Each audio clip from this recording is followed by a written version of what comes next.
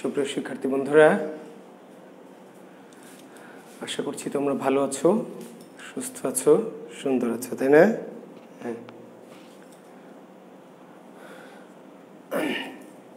আমাকে দেখতে এবং শুনতে পাচ্ছ ঠিক মতো?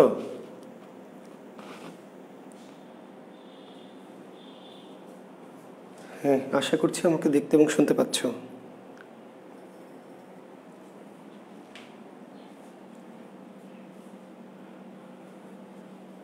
এটা দাও।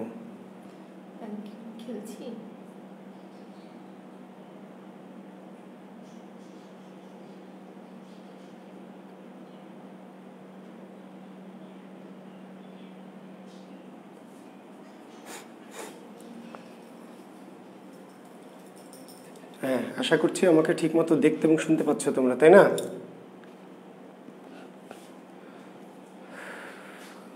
শামিন সুলতানা, আসসালামু আলাইকুম স্যার। ওয়ালাইকুম আসসালাম।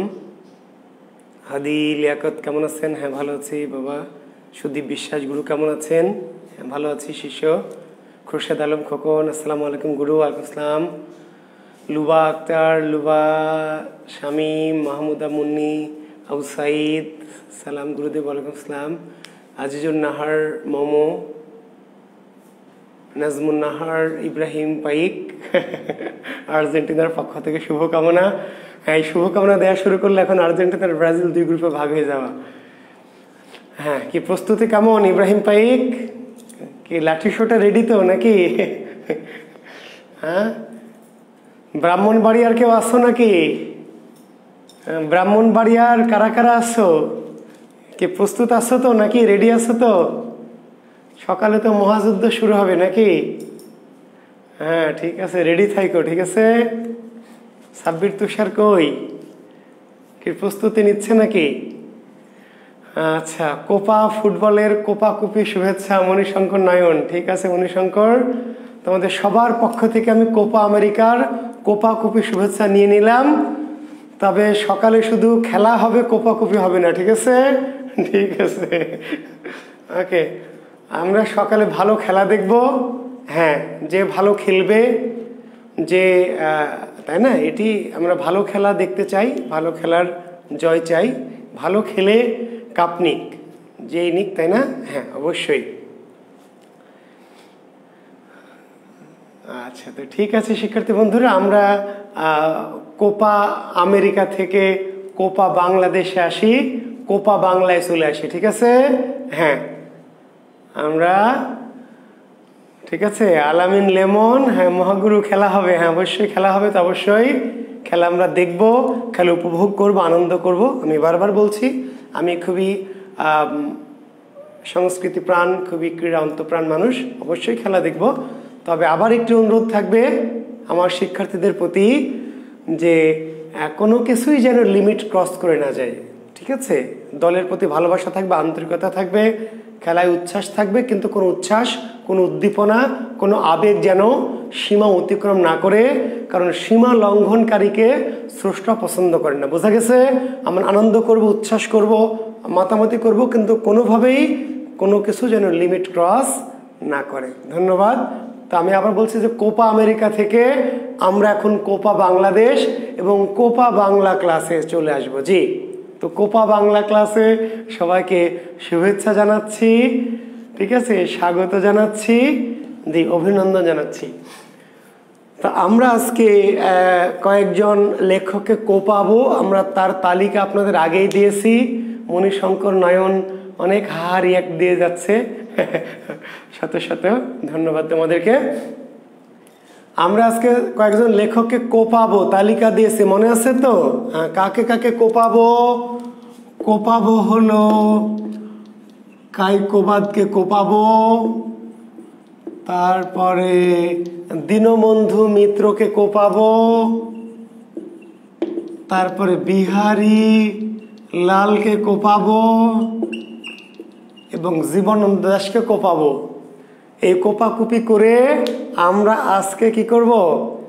আমরা আজকের আমাদের পিএসসির যে তালিকাভুক্ত লেখক সাজ্জাদ হোসেন, ঠিকই বলছো যে আমরা প্রায় সাহিত্যের অনেকটাই শেষের দিকে। হ্যাঁ, অনেকটাই, দেখতে দেখতে অনেকটা পথ পাড়ি দিয়ে আমরা সাহিত্যের আমাদের আজকে পিএসসির তালিকাভুক্ত যে লেখক, গুরুত্বপূর্ণ লেখকগুলি, তাদের আলোচনা শেষ হবে। তবে এরপরেও কিছু লেখক নিয়ে আমি কথাবার্তা বলবো। শামসুর রহমান, তোমাদের বলেছে শামসুর রহমান, তারপরে আমাদের হচ্ছে যে বর্তমান সময়ের আলোচিত যারা কবি, ঠিক আছে, কি তোমাদের সবার প্রিয়, হ্যাঁ, হুমায়ুন আহমেদ, হুমায়ুন আজাদ, হ্যাঁ, তারপর আরও অনেক কিছু কবি, কালের কিছু কবি আছেন সমসাময়িক যুগের, সব্যসাচী লেখক, হ্যাঁ, কে সৈয়দ, কে শামসুল হক, নির্মলেন্দু গুণ, ঠিক আছে, এই সমস্ত আরও বেশ কিছু বড় বড় লেখক আছেন বর্তমান সময়ের, আমরা তাদেরকে ইনশাল্লাহ পড়াবো, ঠিক আছে। তবে আজকে আমরা কি এই পিএসসির তালিকাভুক্ত যারা লেখক আর কিছু মহিলা আপা আছে, হ্যাঁ আনামুল হক ঠিকই বলেছ, আমরা তো অনেক ভাইয়াদের পড়াচ্ছি, পাশাপাশি কিছু আপা আছে যারা আবার মাইন্ড করবে নারী কোঠায় পড়াইতে হবে। জি, বেগম রোকে আপা, সুফিয়া আপা, হ্যাঁ, স্বর্ণকুমারী দিদি, ঠিক আছে, সেলিনা আপা, রাবে আপা, হ্যাঁ, আমাদের কিছু কিছু আপা আছে নারী কোঠায়, তাদেরকেও গুরুত্ব দিয়ে পড়াতে হবে, নাহলে তারা মাইন্ড করবে। হ্যাঁ, পাশাপাশি সেলিম আল দিন আছে, হ্যাঁ, আমি সেগুলো প্রয়োজন হলে জানাবো আপনাদের। তো আমি শুরু করি কথা না বাড়িয়ে। কায়কোবাদ লেখেন, প্রথম শিরোনাম দেন কি কায়কোবাদ। জন্ম কত সালে? পলাশির যুদ্ধের 100 বছর পর। কায়কোবাদের জন্ম কত সালে? শিক্ষার্থী বন্ধুরা লিখে নেন। পলাশির যুদ্ধ কত সালে? 1757। পলাশির যুদ্ধ 1757। আর কায়কোবাদের জন্ম 100 বছর পরে 1857। 1857 সালে ঢাকা জেলার নবাবগঞ্জ থানার আগলা গ্রামে, ঢাকা জেলার নবাবগঞ্জ থানার আগলা গ্রামে 1857 সালে সিপাহী বিদ্রোহ, ঠিকই বলেছে কণিকা ঘোষ। তাহলে পলাশির যুদ্ধের 1757 সালে 100 বছর পরে যে সিপাহী বিদ্রোহ, সে 1857 সালে কোথায়? ঢাকা জেলার নবাবগঞ্জ থানার আগলা গ্রামে, ঢাকা জেলার নবাবগঞ্জ থানার আগলা গ্রামে জন্মেছেন কায়কোবাদ, যার প্রকৃত নাম ছিল মোহাম্মদ কাজিম আল কুরেশি। কায়কোবাদের প্রকৃত নাম কি? মোহাম্মদ কাজিম আল কুরেশি। কায়কোবাদের প্রকৃত নাম মোহাম্মদ কাজিম আল কুরেশি।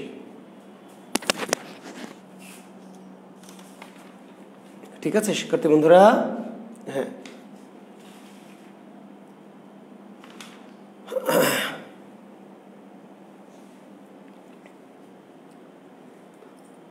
মৃত্যু সালটা আগে বলিনি, 1951 সালে, 52 সালের আগের বছর, 1952 ভাষা আন্দোলনের আগের বছর, ভাষা আন্দোলনের আগের বছর কে তিনি মারা গেছেন।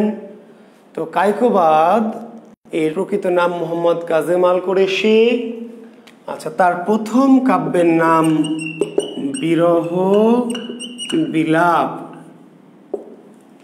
কায়কোবাদের প্রথম কাব্যের নাম কি? প্রথম কাব্যের নাম বিরহ বিলাপ। 1870 সালে, মাত্র 12 বছর কয়েক মাস, মাত্র 12 বছর কয়েক মাস, মানে 13 বছর বয়সে প্রথম কাব্য। ঠিক আছে, কায়কোবাদের প্রথম কাব্যের নাম কি? বিরহ বিলাপ। কত বছর বয়সে? 12 বছর সামথিং। তো 12 বছর পার হয়ে গেলেই তো আর 12 বছর আমরা বলি না, 13 বছর। 12 বছর শেষ করে 13 বছরে পা দিয়েছে আর কি। 13 বছর বয়সে 1870 সালে প্রথম কাব্য বিরহ বিলাপ প্রকাশিত হয়েছে। শ্রেষ্ঠ কাব্যের নাম কি সবাই জানেন? শ্রেষ্ঠ কাব্য মহাশ্মশান। শ্রেষ্ঠ কাব্য কি?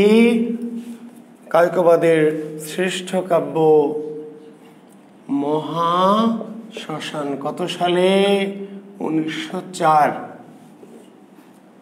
বাংলা সাহিত্যে মুসলমানদের রচিত। হ্যাঁ, কণিকা ঘোষ ঠিকই বলেছ, যেই বেটা 12 বছর বয়সের মধ্যেই ছেঁকা খেয়ে বিরহ বিলাপ লিখে ফেলেছে। আপনার সেফ দুষ্টু কণিকা ঘোষ, আপনি কত বছর বয়সে ছেঁকা খেয়েছিলেন?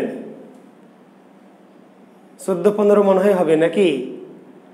হ্যাঁ, তাহলে এই বেটা কায়কবাদ আপনার চেয়েও দুষ্টু। 12 বছর বয়সে ছ্যাঁকা খেয়ে 13 বছর বয়সে কি বিরহ বিলাপ কাব্যটা লিখে ফেলেছে আর কি। আচ্ছা, তো মহাশ্মশান বাংলা সাহিত্যে মুসলমানদের লেখা প্রথম মহাকাব্য। মুসলমানদের লেখা প্রথম মহাকাব্যের নাম কি? মুসলমানদের লেখা প্রথম মহাকাব্যের নাম মহাশ্মশান।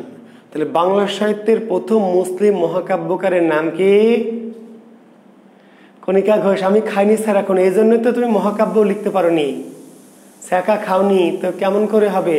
হ্যাঁ, আর ছ্যাঁকা খাওনি এটা বিশ্বাসযোগ্য না। তারপরেও তুমি বললা, যেহেতু আমি তার তর্কে যাচ্ছি না।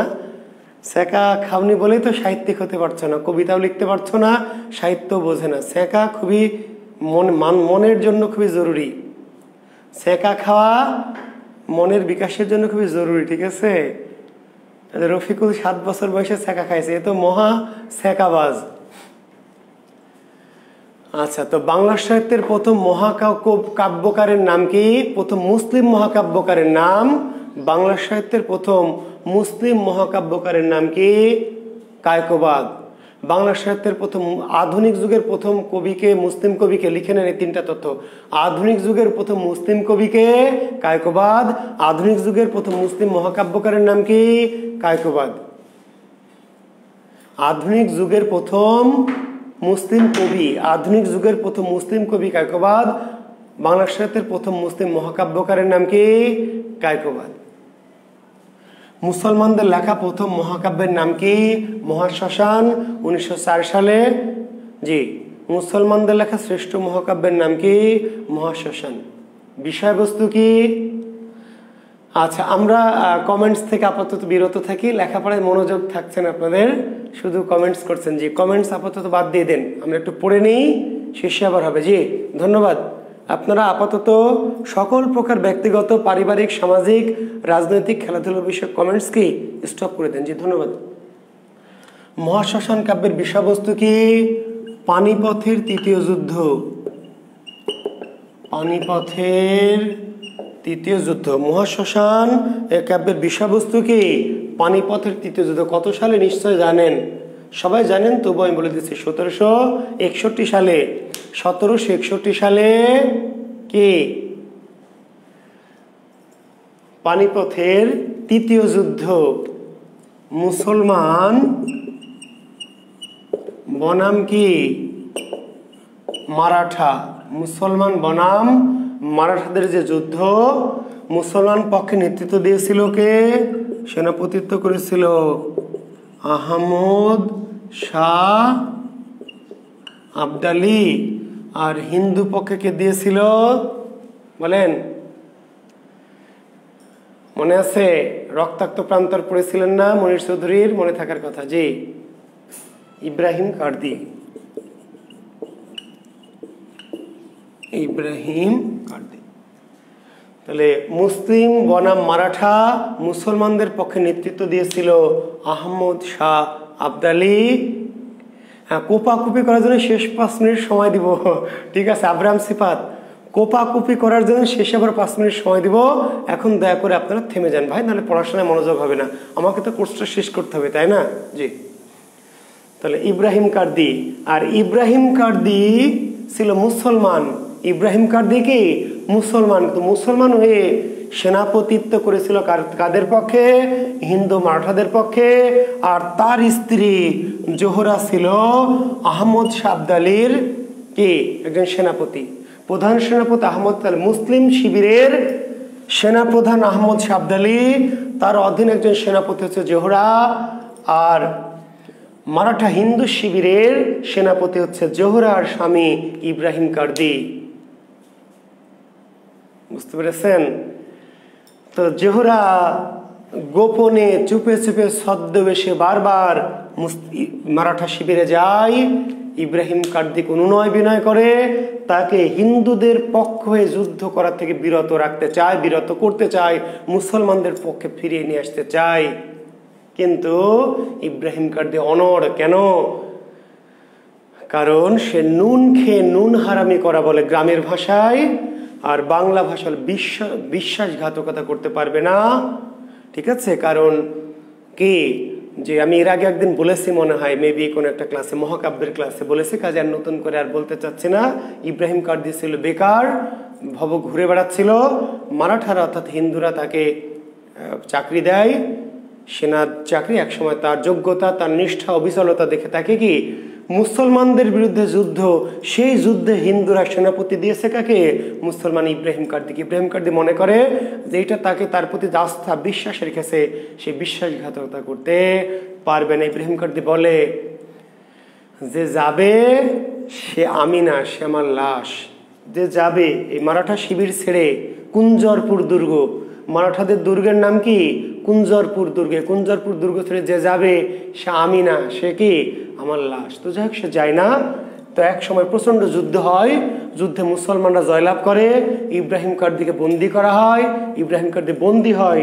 কিন্তু জোহরা তার স্বামীর এই বন্দিত্ব দশা সহ্য করতে পারে না। মোহাম্মদ শাহ আবদালের কাছে অনেক কাকুতি মিনতি করে, অনুনয় বিনয় করে তার মুক্তি পত্র নিয়ে জেলখানায় যায়। কিন্তু জেলখানায় যাওয়ার আগেই কি ইব্রাহিম কার্দি তার এই বন্দিত্বের আত্মগ্লানি সহ্য করতে না পেরে, তার পরাজয়ের গ্লানি সহ্য করতে না পেরে, কিংবা মুসলমানদের কাছ থেকে সে মুক্তি নিবে, এই মুক্তি সে নিতে চায় না। কারো করুণা নিয়ে সে মুক্তি পেতে চায় না, কারো করুণা, কারো দয়া নিয়ে বীর কখনো মুক্তি পেতে চায় না। কাজে জোহরা যখন সেই মুক্তিপত্র নিয়ে ইব্রাহিম কার্দির কারা ফটকের কাছে যায়, বন্দি কারাগারের সামনে গিয়ে দেখে সেই ইব্রাহিম কার্দি মহা মুক্তি নিয়ে কি পরপারে চলে গেছে। মানুষের মুক্তি সে নেয়নি, ঈশ্বরের মুক্তি নিয়ে সে বৃহৎ মুক্তির আশ্বাস পেয়ে গেছে। তো যাই হোক, মুসলমানদের লেখা অত্যন্ত গুরুত্বপূর্ণ বিখ্যাত একটি মহাকাব্য মহাশ্মশান, কায়কোবাদের অন্যান্য। আচ্ছা, আর এই মহাশ্মশান কাব্যটি 60 স্বর্গে, কত স্বর্গে? 60 স্বর্গে রচিত, 870 পৃষ্ঠা। মহাশ্মশান মহাকাব্যটির স্বর্গ সংখ্যা কয়টি? স্বর্গ সংখ্যা, টিপু সুলতান মাহমুদ ঠিকই বলেছেন যে ইব্রাহিম কার্দি মানব মুক্তিকে উপেক্ষা করে, মানুষের দেওয়া মুক্তিকে উপেক্ষা করে বৃহৎ মুক্তিকে গ্রহণ করেছে। জি, তাহলে মহাশ্মশান কাব্যের স্বর্গ সংখ্যা কয়টি? 60 স্বর্গে রচিত, 870 পৃষ্ঠার একটি বৃহৎ মহাকাব্য। তো কায়কোবাদকে প্রতিষ্ঠা দিয়েছে বাংলা সাহিত্যে মহাশ্মশান মহাকাব্য। তবে এর বাইরেও তার কিছু কাব্যগ্রন্থ আছে, একটু লিখে নেবেন কি কি সেটা। অন্যান্য কাব্যগ্রন্থের নাম হচ্ছে অমিয় ধারা, অমিয় ধারা, শ্মশান ভস্য, মহরম শরীফ, অমিয় ধারা, অমিয় ধারা, শ্মশান ভস্য, মহরম শরীফ, মন্দাকিনী ধারা, অশ্রুমালা, শিব মন্দির, প্রেম পারিজাত,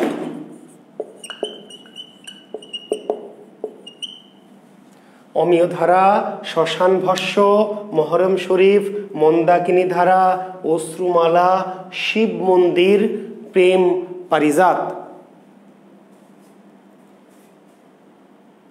কুসুম কানন, জি, কুসুম কানন যে লিখেছেন, হ্যাঁ, এগুলি মোটামুটি তার বিখ্যাত গ্রন্থ। বিখ্যাত ঠিক না, এগুলো তেমন বিখ্যাত না, তবে নামগুলি মনে রাখবেন। জি, অমিয় ধারা, শ্মশান ভস্য, মহরম শরীফ, মন্দাকিনী ধারা, অশ্রুমালা, শিব মন্দির, প্রেম পারিজাত, কুসুম কানন। তাহলে আসবে কুসুম কানন কার লেখা? কুসুম কানন কার লেখা? কণিকা ঘোষ। এইগুলির উইকেটের খুব একটা দরকার নাই, পিতা মাতার নামেরই দরকার নাই, উইকেট এগুলো খুব বড় মাপের লেখক না, কাজে ইনাদের উইকেট নিয়ে আমরা মাথা ঘামাবো না।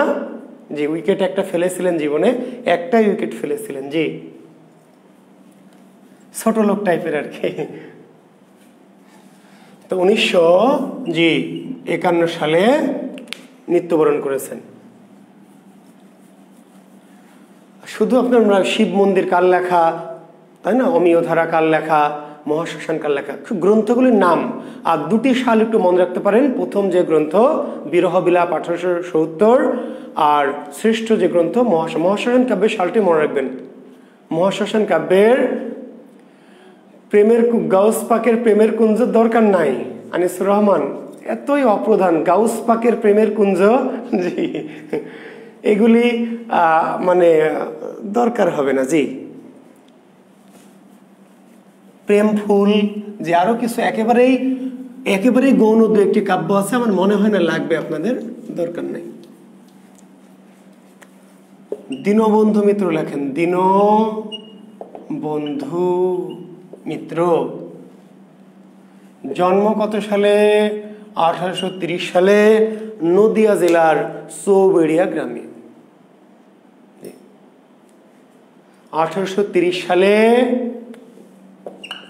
পশ্চিমবঙ্গের নদিয়া জেলার কি চৌবেড়িয়া, পশ্চিমবঙ্গের নদিয়া জেলার চৌবেড়িয়া গ্রামে।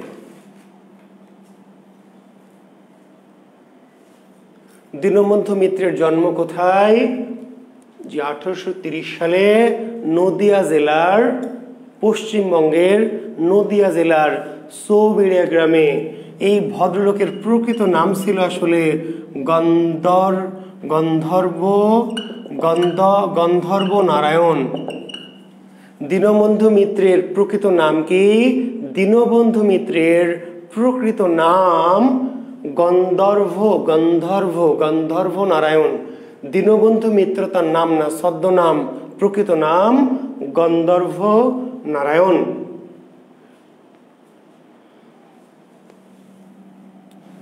পেশা ছিল পোস্টমাস্টার। জি, পেশা ছিল কি? দীনবন্ধু মিত্রের পেশা ছিল কি? পোস্টমাস্টার। জি, একটু লিখে রাখতে পারেন। এবং এই চাকরির সূত্রে তিনি বিভিন্ন জায়গায় তাকে যেতে হয়েছিল, বুঝতে পারলেন? চাকরির সূত্রে তাকে বিভিন্ন জায়গায় কি যেতে হয়েছিল। এবং যখন তিনি ছিলেন হচ্ছে আমাদের কোথায়, মেহেরপুর। জি, তো মেহেরপুর যখন তার পোস্টিং ছিল আর কি চাকরির সূত্রে, সে মেহেরপুরে গিয়ে তিনি মেহেরপুর গিয়ে এই যে বাংলার কৃষকদের উপর নীলকরদের যে অত্যাচার, নীলকরদের যে নির্যাতন, ঠিক আছে, এগুলো লক্ষ্য করে তিনি তার প্রথম যে নাটক লিখেছিলেন। প্রথম নাটকের নাম কি? নীলদর্পণ। বাংলা নাট্য সাহিত্যের ইতিহাসে অত্যন্ত গুরুত্বপূর্ণ, অত্যন্ত আলোচিত আলোড়িত, বাংলা নাট্য সাহিত্যের ইতিহাসে অত্যন্ত আলোচিত আলোড়িত গুরুত্বপূর্ণ একটি নাটক নীলদর্পণ। দীনবন্ধু মিত্রের প্রথম এবং শ্রেষ্ঠ নাটক। নাসরিন খাতুন, আমাদের মেহেরপুর, হ্যাঁ তোমাদের মেহেরপুর, আমাদেরও মেহেরপুর, আমাদের সবারই মেহেরপুর। তোমার মানেই তো আমাদের, তাই না? হ্যাঁ, আরেকজন নাজনীন, নাহার, অ্যানি, ঠিক আছে। আমরা চলে যাবো ইনশাল্লাহ একদিন মেহেরপুরে তোমাদের বাড়িতে। দীনবন্ধু মিত্রের প্রথম নাটকের নাম কি? নীলদর্পণ। শ্রেষ্ঠ নাটকের নাম কি?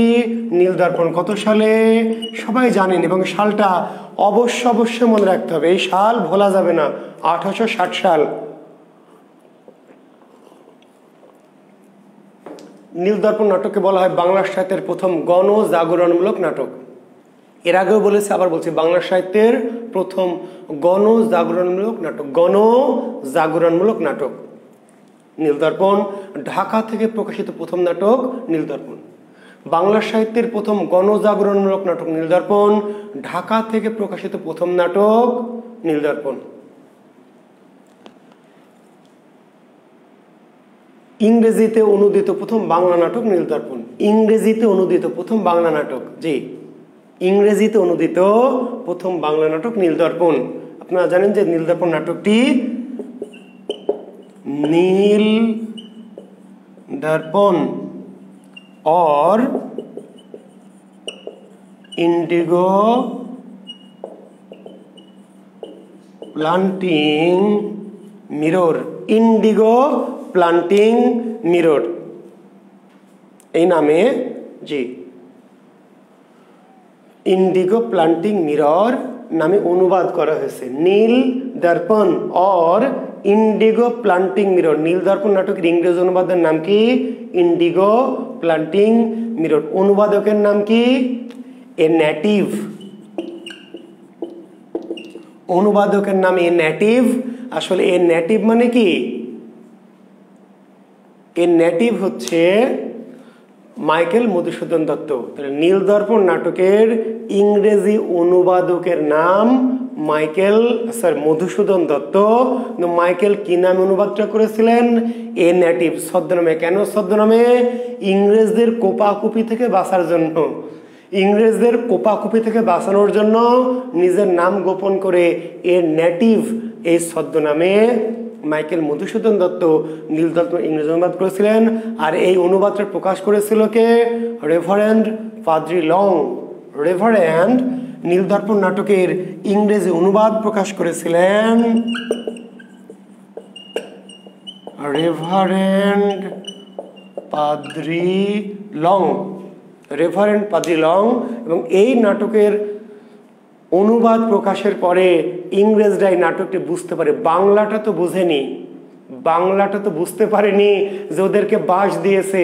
ইংরেজি তো অনুবাদ হওয়ার পরে পড়ে বুঝলো যে ব্যাটারা তো আমাদেরকে বাঁশ দিয়েছে। এইবার তখন মামলা করে দিল, মানহানির মামলা। ইংরেজ নীলকর সাহেবরা মানহানির মামলা করে দিল। এবং সেই মামলায় ইংরেজ অনুবাদক এ নেটিভকে খুঁজে পাওয়া গেল না। এ নেটিভ নামে কেউ নাই। কাজে প্রকাশক রেভারেন্ড পাদ্রি লংকে খুঁজে তার কি 1000 টাকা জরিমানা এবং জেল হলো 1 বছরের। 1 বছরের কারাদণ্ড এবং 1000 টাকা জরিমানা। এবং এই জরিমানার টাকাটা দিয়ে কালী প্রসন্ন সিংহ, এই জরিমানার টাকাটা আদালত প্রাঙ্গণে রেভারেন্ড পাদ্রি লং এর পক্ষ থেকে দিয়ে দিয়েছিলেন কে? কালী প্রসন্ন সিংহ। মনে রাখবেন, জি, কালী প্রসন্ন সিংহ আদালত প্রাঙ্গণে, আদালতেই ইজলাসেই রেভারেন্ড পাদ্রি লং এর পক্ষ থেকে কালী প্রসন্ন সিংহ 1000 টাকা দিয়ে দিয়েছিলেন। পাদ্রি লংকে 1 বছরের জেল খাটতে হয়েছিল। অবশ্য 1 বছর পুরো খাটতে হয়নি, পরে তিনি ক্ষমা পেয়েছিলেন আর কি। জি, পরবর্তীতে তিনি ক্ষমা পেয়ে গিয়েছিলেন। কারণ এই নাটক কেন গণজাগরণ? এই নাটকটি একটি কপি পাঠানো হয়েছিল ইংল্যান্ডের হাউস অফ কমন্সে। নীল দর্পণ নাটকের একটি কপি পাঠানো হয়েছিল কোথায়? জি, হাউস অফ কমন্স, ইংল্যান্ডের House of Commons. House of কমন্সের কপি পাঠানো হয়েছিল এবং ইংল্যান্ডের হাউস অফ কমন্সের সদস্যরা, সভ্যরা এটা পড়ে খুব বিস্মিত হয়েছিল এবং সরকারের উপর চাপ সৃষ্টি করেছিল ইংল্যান্ডের রানীর ওপর। এবং তখন আইন করে নীল চাষ, আইন করে একটি নাটক, চিন্তা করেন একটি নাটক কি না করতে পারে। এই নাটক পড়ে ব্রিটিশ পার্লামেন্টে বাকবিতণ্ডা তর্কাতর্কি হয়ে একটা আইন পাশ হলো, জোর করে নীল চাষ করানো যাবে না। এবং এই নীল দর্পণ নাটকেরই ফলশ্রুতিতে পরবর্তীতে কি আপনারা জানেন কিনা যে এক সময় মানে এই দেশে যে এই সমস্ত প্রথাগুলি লর্ড প্রথা বা বাদ হয়ে পরবর্তীতে ভাইসরয় ইত্যাদি ইত্যাদি প্রথা হলো। অর্থাৎ সরাসরি ইস্ট ইন্ডিয়া কোম্পানির শাসন ক্ষমতা বিলুপ্ত হয়ে ইংল্যান্ডের রানীর হাতে এই শাসন ক্ষমতা, ভারতের শাসন ক্ষমতা গেল। নীল দর্পণ নাটকে কিন্তু এই কাজটি করেছিল যে ডাইরেক্ট একটি কোম্পানি ইস্ট ইন্ডিয়া কোম্পানিতে শাসন করেছিল। কোম্পানির শাসন ক্ষমতা খর্ব করে কি ইংল্যান্ডে রানীর প্রতিনিধি এদেশকে কি শাসন শাসন ক্ষমতা সরাসরি ইংল্যান্ডের হাতে চলে গেল, কোম্পানির হাত থেকে। এটি কিন্তু সম্ভব হয়েছিল এই নীল দর্পণ নাটকের জন্য। এই নীল দর্পণ নাটককে তুলনা করা হয় ইংরেজি নাটক আঙ্কেল টমস ক্যাবিন। ইংরেজ নাট্যকার মিসেস হ্যারিয়েট স্ট্র, ইংরেজ নাট্যকার মিসেস হ্যারিয়েট স্ট্র বুচারের আঙ্কেল টম ক্যাবিন আমেরিকার কি কৃতদাস প্রথার বিরোধিতা করে, আমেরিকার কৃতদাস প্রথার এই নাটকটি যেমন কৃতদাস প্রথার বিরুদ্ধে ঘৃণা জাগিয়েছিল, আমেরিকার কৃতদাস প্রথার বিরুদ্ধে ঘৃণা জাগিয়েছিল মিসেস হ্যারিয়েট স্ট্র এর লেখা নাটক আঙ্কেল টম ক্যাবিন। এই নাটকের সাথে তুলনা করা হয় দীনবন্ধু মিত্রের। মনে থাকবে, দীনবন্ধু মিত্রের নীল দর্পণ নাটক কোন নাটকের সাথে তুলনা করা হয়? মিসেস হ্যারিয়েট স্ট্রর আঙ্কেল টম ক্যাবিন। জি, তো যাক, এটি খুবই বহুল বিখ্যাত নাটক এবং এই নাটকে ইংরেজ নীলকরদের অত্যাচারে কিভাবে বাংলার একটি কৃষক পরিবার, সম্ভ্রান্ত কৃষক পরিবার গোলক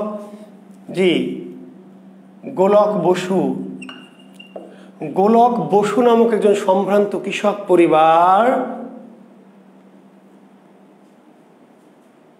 কিভাবে কি হলো, ধ্বংস হয়ে গেল। তাহলে চরিত্র গোলক বসু, চরিত্র নবীন মাধব, চরিত্র বিন্দু মাধব, চরিত্র হলো সাবিত্রী, চরিত্র হলো শৈরিন্দ্রী, চরিত্র সরলতা, চরিত্র ক্ষেত্রমণি, চরিত্র তোরাপ, চরিত্র আদুরি।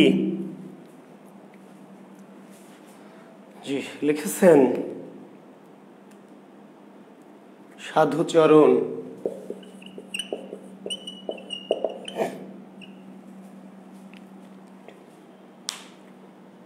পদিময়রানী, চরিত্রগুলি মনে রাখবেন। গোলক বসু, নবীন মাধব, বিন্দু মাধব, সাবিত্রী, শৈরিন্দ্রী, সরলতা, ক্ষেত্রমণি, তোরাপ, আদুরি, সাধুচরণ, পদিময়রানী। রায়চরণ আছে, রায়চরণ। জি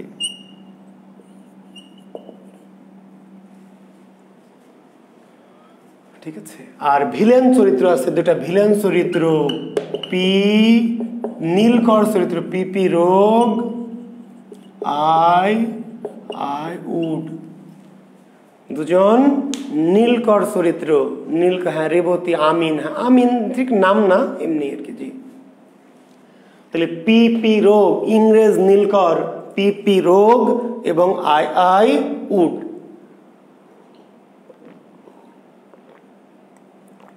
ইংরেজ নীলকর চরিত্র। তো ঠিক আছে, তাহলে এই নাটকটির সাথে মাইকেলের নাম কিভাবে জড়িত আছে এই প্রশ্ন হবে। আপনারা জানেন এই নাটকটির সাথে ঈশ্বরচন্দ্র বিদ্যাসাগরের নাম কিভাবে জড়িত আছে সেটাই আমি আমার মনে হয় যে আপনাদের বলেছি। যে ঈশ্বরচন্দ্র বিদ্যাসাগর জুতা ছুড়ে মেরেছিলেন কাকে? এই যে পিপি রোগ, হ্যাঁ আই উড, এই নীলকর চরিত্রে যারা অভিনয় করেছিলেন তাদের দিকে, তাই না? মনে আছে? যে বেলগাছিয়া রঙ্গমঞ্চে এই নাটকের অভিনয় চলাকালে ঈশ্বরচন্দ্র বিদ্যাসাগর তার পায়ে নাগরা জুতা ছুড়ে মেরেছিলেন এই নীলকর চরিত্রে যারা অভিনয় করেছিল তাদের দেখে। জি দীনবন্ধু মিত্রের অন্যান্য নাটকের নাম কি? কমলে, কামিন, নবীন, তপস্বিনী। দীনবন্ধু মিত্রের অন্যান্য নাটকের নাম নবীন, তপস্বিনী, কমলে, কামিনী, যে লীলাবতী। দীনবন্ধু মিত্রের প্রথম এবং শ্রেষ্ঠ নাটক নীলদর্পণ। অন্যান্য নাটক এগুলো সালমাল দরকার নেই, শুধু নামটা মনে রাখবেন। কমলে কামিন, কমলে কামিনী, নবীন, তপস্বিনী, লীলাবতী। আর দীনবন্ধু মিত্র বাংলা সাহিত্যের অত্যন্ত বিখ্যাত প্রহসন রচয়িতা। বিখ্যাত প্রহসন, মাইকেলের পরে যে শ্রেষ্ঠ প্রহসন রচয়িতা দীনবন্ধু মিত্র। ঠিক আছে, তার প্রহসনগুলো কি? সধবার, একাদশী, বিয়ে, পাগলা বুড়ো, জামাই বারিক। সধবার, একাদশী, বিয়ে, পাগলা বুড়ো, জামাই বারিক। তো এই ধরনের কাহিনীর উপযোগিতা কিন্তু এখনো আছে। বিয়ে, পাগলা বুড়ো দেখেন না? ওই যে কোন চেয়ারম্যান জানি, হ্যাঁ প্রেমের বিচার করতে গিয়ে কি করেছে? নিজে উইকেট আর একটা ফেলে দিয়েছে, বলছে 4 উইকেট যেহেতু জায়েজ আছে, ব্যাপার না। জি এটা হলো বিয়ে, পাগলা বুড়ো। এখনো সমাজে, আমি আজকে একটা ছবি দিয়েছি, দেখেছেন? হ্যাঁ আজকে আমি আমার ফেসবুকে একটা ছবি দিয়েছি, বিয়ে, পাগলা বুড়ো। জি বুড়ো বয়সে, 60 বছর বয়সে বিয়ের যে ভীমরতি বা বিয়ে করার যে প্রবণতা মানুষের মাঝে তৈরি হয়। আমি এর আগে বলেছি যে যৌবন নির্বাপিত হওয়ার আগে কি প্রদীপ নিভে যাওয়ার আগে একটা দপ করে জ্বলে ওঠে। দপ করে যে জ্বলে ওঠে তখন শরীরে একটা জোশ চলে আসে তাহিরির মতো, বুঝতে পারলেন? তো এই জোশের চোটে ঠেলায় পুরুষ মানুষ মনে করে বুড়ি বউ দিয়ে চলবে না, ইয়ং লাগবে আর কি। তো যাই হোক, তো সেই অবস্থা, সেই মানসিক অবস্থাকে ব্যঙ্গ করে বিয়ে পাগলা বুড়ো। সধবার একাদশী হচ্ছে তৎকালীন সময়ের যে অনেকটা মাইকেলের যে একে কি বলে সভ্যতা, শিক্ষিতরা যে মদ খাচ্ছে, তারপরে বিভিন্ন ওই যে পতিতালয়ে যাচ্ছে, এই ধরনের বিষয়ের উপর ভিত্তি করে। ঠিক আছে,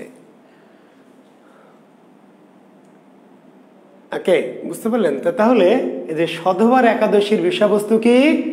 তৎকালীন কি আধুনিকতার নামে যে উচ্ছৃঙ্খলতা, যে মদ্যপান, যে বহুগামিতা, যে পতিতালয়ে গমন বা বহুগামিতা, এই সমস্ত বিষয়গুলি, সভ্যতার নামে যে অসভ্যতা, আধুনিকতার নামে যে নগ্নতা, এই সমস্ত বিষয় নিয়ে সধবার একাদশী। আর বিয়ে পাগলা বুড়ো, এটি বাংলা ইয়েতে আছে, দেখবেন বাংলাদেশে নাটক আছে, বিয়ে পাগলা বুড়ো প্রহসনটি নাটক আকারে আছে, দেখবেন যে জামাই বারিক মণিশঙ্কর বার মাইন্ড করবে, অনন্যা কারণও মাইন্ড করতে পারে, কণিকা ঘোষও মাইন্ড করতে পারে। জামাই বারিক আগের যুগে হিন্দুদের, বিশেষ করে ব্রাহ্মণদের প্রবণতা ছিল, প্রবণতা না, যে সমাজেরই প্রবণতা ছিল, ব্রাহ্মণদেরকে বিয়ে দিয়ে দিত। নিম্ন শ্রেণীর হিন্দুরা জাতে ওঠার জন্য বা উচ্চ জাতে যাওয়ার জন্য নিম্ন শ্রেণীর হিন্দুরা কি করতো? ব্রাহ্মণদের বিয়ে, এক একটা ব্রাহ্মণের 300, 400, 200, 700 করে বউ থাকতো। এবং কিছু কিছু ব্রাহ্মণ ছিল যাদের কাজ ছিল কি? বিয়ে করে বেড়ানো। এদেরকে বলতো জামাই বারিক। জামাই বারিক এর এক একটা জায়গায় বিয়ে করতো, আর ওই বাড়িতে যেত, থাকতো, খেত, কাঁসার গ্লাস, বদনা টদনা, ঘটি বাটি নিত, যে নিয়ে আবার আরেক বাড়িতে চলে যেত। এইভাবে তারা, এই জামাই বারিকরা বিভিন্ন জায়গায় কি বিভিন্ন বাড়ি বাড়ি ঘুরে বেড়াতো। বুঝতে পারলেন? এই যে অনেক স্ত্রী যাদের আছে এবং যারা কি করে, এই সমস্ত বাড়ি বাড়ি সিরিয়াল করে এক একটা বাড়িতে কি যে ঘুরে বেড়ায়, এই সমস্ত জামাইদেরকে বলা হতো জামাই বারিক। মণিশঙ্কর চাইলে এখনো পারে আর কি, যদি মনে করে যে সে, আমি জানি না, মণিশঙ্কর তারা মনে হয় ব্রাহ্মণই হবে, শঙ্কর নামটি আমার ধারণা ব্রাহ্মণদেরই হয় আর কি। বুঝতে পারলেন? তো এই যে হ্যাঁ, বামুনের মেয়ে উপন্যাসে আছে অনন্যা কারণ, ঠিকই বলেছ, বামুনের মেয়ে উপন্যাসে আছে। অর্থাৎ এই যে নিচু জাতের, একটু নিচু জাতের নিম্নবর্ণের কি, হ্যাঁ, মাথা গরম হয়ে যায়, ঠিকই বলেছেন। আমি এই জন্যই বললাম যে অনেক হিন্দুরা আবার আছে একটু মাইন্ড করে, কিন্তু আসলেই মাথা গরম হয়ে যায়। ধর্মের নামে কি করে অধর্ম, মানে ধর্মের নাম দিয়ে কি করে অধর্ম সমাজে, এটি আমাদের ধর্মেও আছে, আমি বলছি, সেটি যাচ্ছে না, বলছি তাই যে ধর্মের নাম দিয়ে, সংস্কারের নাম দিয়ে, ধর্মের দোহাই দিয়ে কি করে মানুষের পর, নারীদের পর এইভাবে নির্যাতন করা হতো, এবং ধর্মটাকে একটা হাতের কি মোয়া। জি, তো সেটি এই জামাই বারিক। তো আমরা অত গভীরে যাব না, অত বিস্তৃত আলোচনা যাব না। জি, সধবার একাদশী, বিয়ে পাগলা বুড়ো, জামাই বারিক, ঠিক আছে। আর দুটি কাব্য ছিল দীনবন্ধু মিত্রের, একটি সুরধুনী কাব্য, দ্বাদশ কবিতা, দুটি কাব্য। কবি ছিলেন না আসলে, দীনবন্ধু কবি নন, নাট্যকার, প্রহসন রচয়িতা। দীনবন্ধু মিত্র মূলত নাট্যকার, প্রহসন রচয়িতা, কবি নন। তারপরে দু একটি কাব্য তিনি লিখেছেন, একটির নাম সুরধুনী কাব্য, দ্বাদশ কবিতা। সুরধুনী কাব্য এবং কি সুরধুনী কাব্য, সুরধুনী কাব্য এবং দ্বাদশ কবিতা।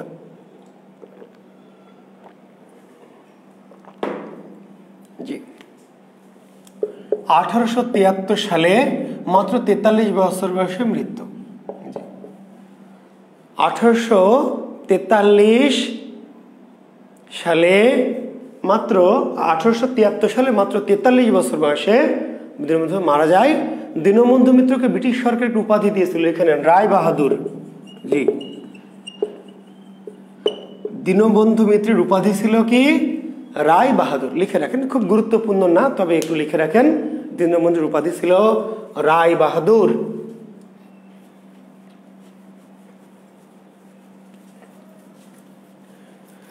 এবার আমরা বিহারী লাল পড়ব। জি, বিহারী লাল লিখে নেন, বিহারী লাল।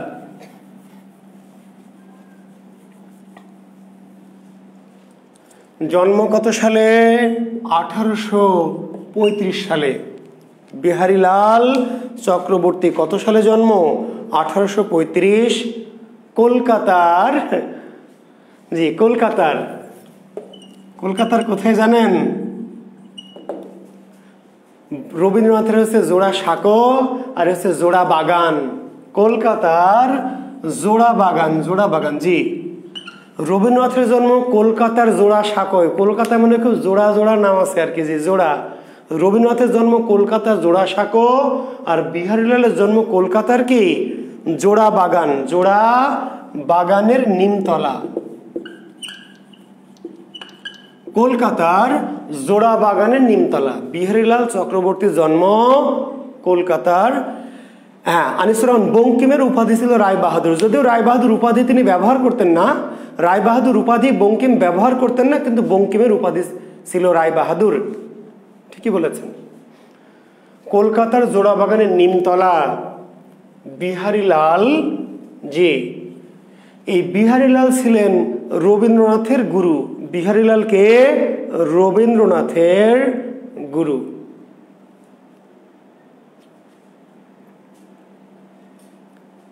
রবীন্দ্রনাথ ঠাকুরের কি গুরু ছিলেন বিহারীলাল, বুঝতে পারলেন? জি। আর উপাধি কি ভোরের পাখি, উপাধি ভোরের পাখি। অনন্য কারণ রবীন্দ্রনাথের যে নিষ্কৃতি, তারপরে মুক্তি, এগুলো পড়েই তো আমার রাগ হয়। মানে ব্রাহ্মণ সমাজ মানে ওই বিশেষ করে পুরুষতান্ত্রিক বিষয়ের পর রবীন্দ্রনাথের নিষ্কৃতি, ঠিক আছে, তারপরে মুক্তি, ঠিক আছে, এই ধরনের কবিতাগুলি পড়ে খুবই আমার কষ্ট হয় যে আসলেই মেয়েরা যে একসময়, এখনকার যুগের মেয়েরা ঠিক না, বাট ওই সময় মেয়েরা যে আসলেই কি অসহায়ত্বের মধ্যে মানে ছিল। এটা বামুনের মেয়ে আমার ঠিক পুরো পড়া হয়নি, ঠিকই বলেছ, দেখবো আমি। রায়বাহাদুর উপাধি দিত কোনো যারা বিশেষ করে সরকারি কর্মকর্তা ছিল, যারা ব্রিটিশদের অধীনে সরকারি কর্মকর্তা ছিল, তাদের মানে কোনো চাকরিতে খুশি হয়ে। এটা কিন্তু সাহিত্যের জন্য না, রায়বাহাদুর উপাধিগুলো মূলত সাহিত্যের জন্য না। যেমন বঙ্কিম ডেপুটি ম্যাজিস্ট্রেট ছিলেন, এই সরকারি যারা ব্রিটিশদের অধীনে কর্মকর্তা ছিলেন তাদের কোনো কাজে বা কোনো কর্মে অনেক সময় খুশি হলে, জি, তাদের যে চাকরির জনিত কাজে খুশি হয়ে ব্রিটিশরা কাউকে কাউকে উপাধি দিত, জি। একনিষ্ঠতা, দায়িত্ব, কর্তব্যবোধ ইত্যাদি সাহিত্যের কারণে না, বোঝা গেছে? এগুলো ব্রিটিশদের অধীনে যারা চাকরি করত তাদের এই উপাধিগুলো দেওয়া হতো রায় বাহাদুর। তো বিহারীলালকে ভোরের পাখি উপাধিটা দিয়েছিল রবীন্দ্রনাথ। উপাধি ছিল, জি, উপাধি ছিল ভোরের পাখি। বিহারীলালের উপাধি কি ভোরের পাখি। ভোরের পাখি উপাধি কে দিয়েছে? বিহারীলালের শিষ্য রবীন্দ্রনাথ। রবীন্দ্রনাথ হচ্ছে বিহারীলালের কি ভাব শিষ্য, জি, সরাসরি শিষ্য না, ভাব শিষ্য, জি। শিষ্য দুই রকম, একটা ডাইরেক্ট শিষ্য, অর্থাৎ যে গুরুর কাছে এসে মন্ত্র নেয়, দীক্ষা নেয়, শিষ্যত্ব গ্রহণ করে। গুরুর কাছে এসে গুরুর চরণ তলে এসে যে দীক্ষা নেয় সে হচ্ছে সরাসরি শিষ্য। আর যারা দূরে থেকে, এই যে আমাকে অনেকে গুরু বলে ডাকে, ধরেন যারা মজা করে ডাকুক আর সত্যি শ্রদ্ধা করে ডাকুক, এরা হচ্ছে আমার ভাব শিষ্য। সরাসরি তারা আমার শিষ্যত্ব গ্রহণ করেনি বা আমার কাছে দীক্ষা নেয়নি, কিন্তু আমার কথাবার্তা শুনেই তাদের ভালো লেগেছে, আমাকে গুরু বলে বলছে, তারা আমার কি ভাব শিষ্য, বুঝতে পারলেন? অর্থাৎ কারোর একজন সরাসরি শিষ্যত্ব নিলে শিষ্য, আর যদি সরাসরি শিষ্যত্ব গ্রহণ না করেও কাউকে কেউ গুরু বলে ডাকে, তাহলে সে হচ্ছে কি ভাব শিষ্য। রবীন্দ্রনাথ লালনেরও ভাব শিষ্য ছিলেন, তবে লালনের প্রত্যক্ষ প্রভাবটা রবীন্দ্রনাথে পড়েনি। লালনের প্রত্যক্ষ প্রভাবটা রবীন্দ্রনাথে পড়েনি। লালনের গানের প্রভাব পড়েছে, লালনের মানব দর্শের প্রভাব পড়েছে। কিন্তু বিহারীলালের ওঠা বসা ছিল রবীন্দ্র পরিবারে। বিহারীলালের সরাসরি কি ওঠা বসা যাতায়াত ছিল রবীন্দ্র পরিবারে। জোড়াসাঁকোর ঠাকুর পরিবারে বিহারীলালের পিতা, রবীন্দ্রনাথের পিতা দেবেন্দ্রনাথ ঠাকুর এবং মাতা সারদা দেবী, বুঝতে পারলেন, এই কবির ভক্ত ছিলেন। রবীন্দ্রনাথের পিতা দেবেন্দ্রনাথ এবং রবীন্দ্রনাথের মাতা সারদা দেবী এই বিহারীলালের কি এই কবি বিহারীলালের ভক্ত ছিলেন, খুব পছন্দ করতেন। মাঝে মাঝে বিহারীলালকে তাদের বাড়িতে ডেকে তার কি কবিতা শুনতেন। ফলে ছোটবেলা থেকেই রবীন্দ্রনাথ এই বিহারীলালের প্রতি এক ধরনের কি মানে তার বাবা বা মায়ের প্রিয় কবি, এই অর্থে তারও এক ধরনের ভালো লাগা, ফ্যাসিনেশন, আগ্রহ বা আবেগ ছিল। তো ভোরের পাখি কেন বলা হয়? ভোরের পাখি, জি, ভোরের পাখি কেন বলা হয় শুনে নেন। যে ভোরবেলা পাখি যেমন আপন মনে গান গায়, ভোরবেলা পাখি যেমন আপন মনে গান গায়, সাব্বির তুষার জি, গুরু নাসরিন খাতুন, আমরা ভাবশিষ্য, মোরা ভাবশিষ্য, জি আপনারা আমার ভাবশিষ্য।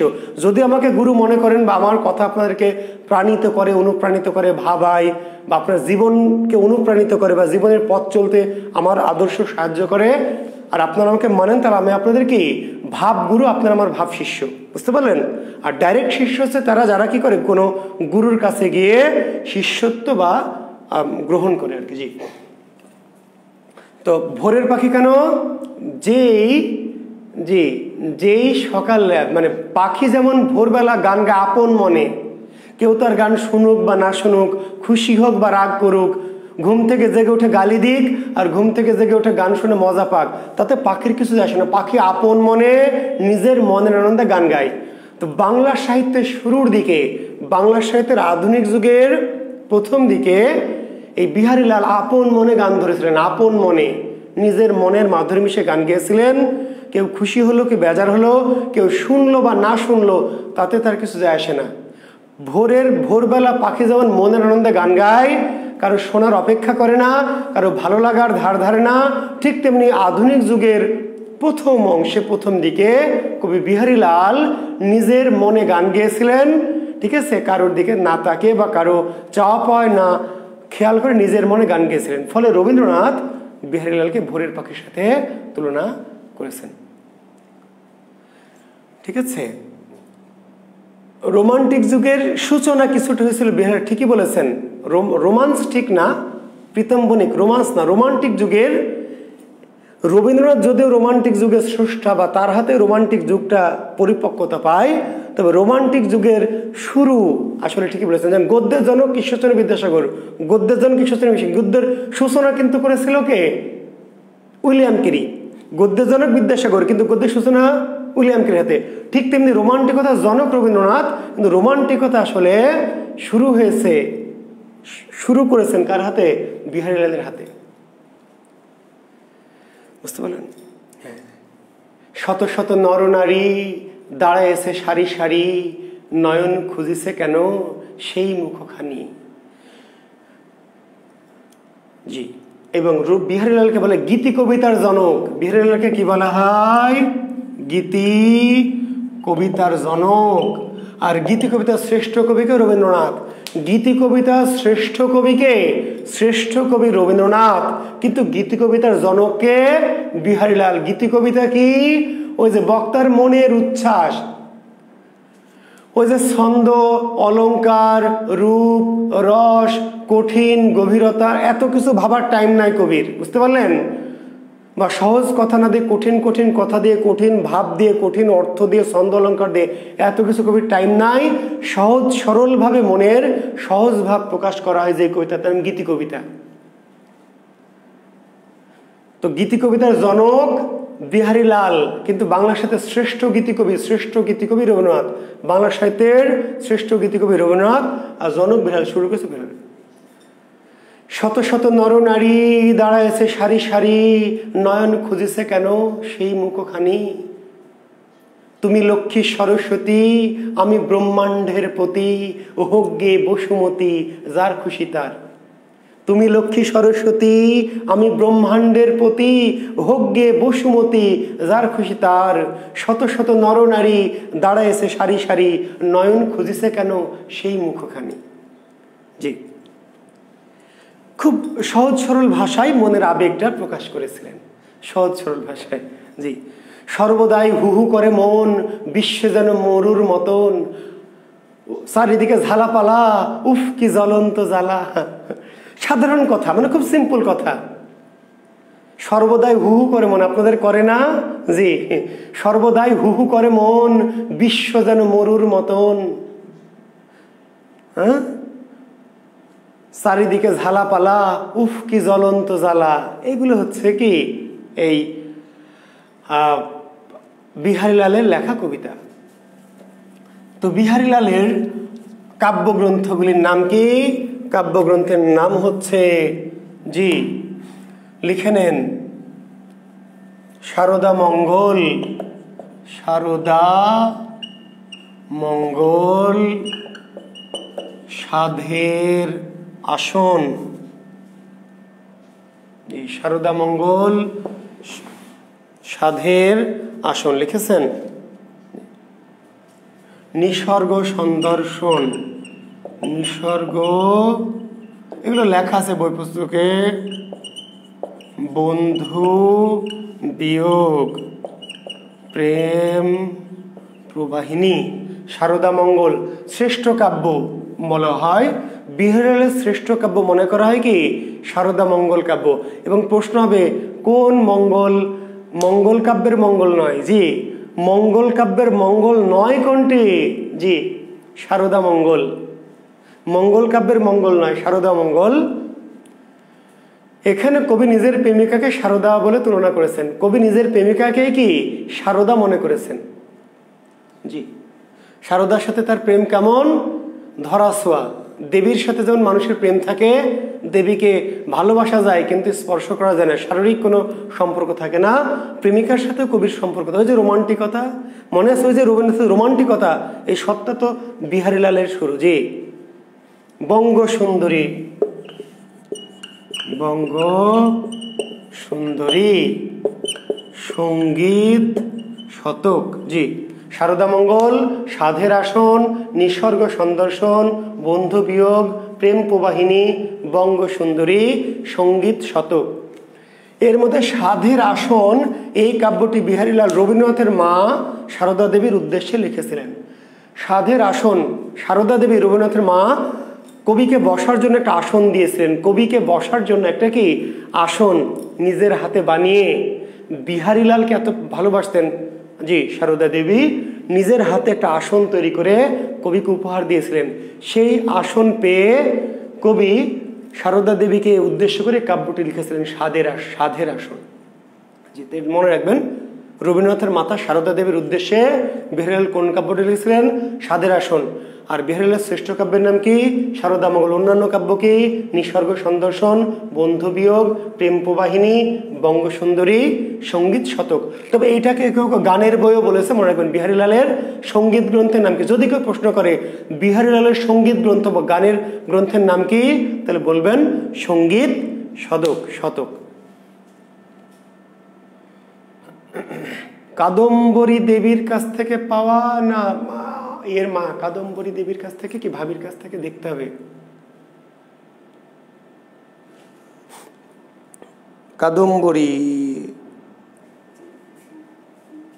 কাদম্বরী দেবীর কাছ থেকে, হ্যাঁ দেখি তাহলে আমি তাহলে একটু মিস্টেক করতে পারি, হতে পারে মিরাজ শেখ অনিক।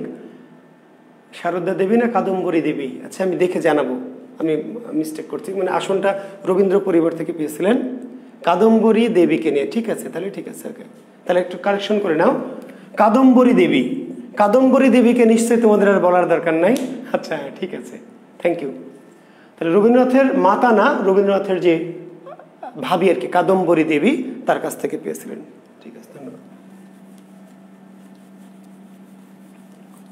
বিহারীলালের সম্পাদিত 3টি কাব্য ছিল। বিহারীলাল সম্পাদিত 3টি কাব্য তো না, পত্রিকা ছিল, লিখে নেন।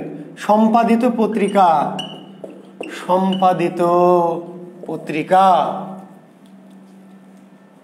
জি সাহিত্য সন্দর্শন সম্পাদিত পত্রিকা কি? জি সাহিত্য সন্দর্শন।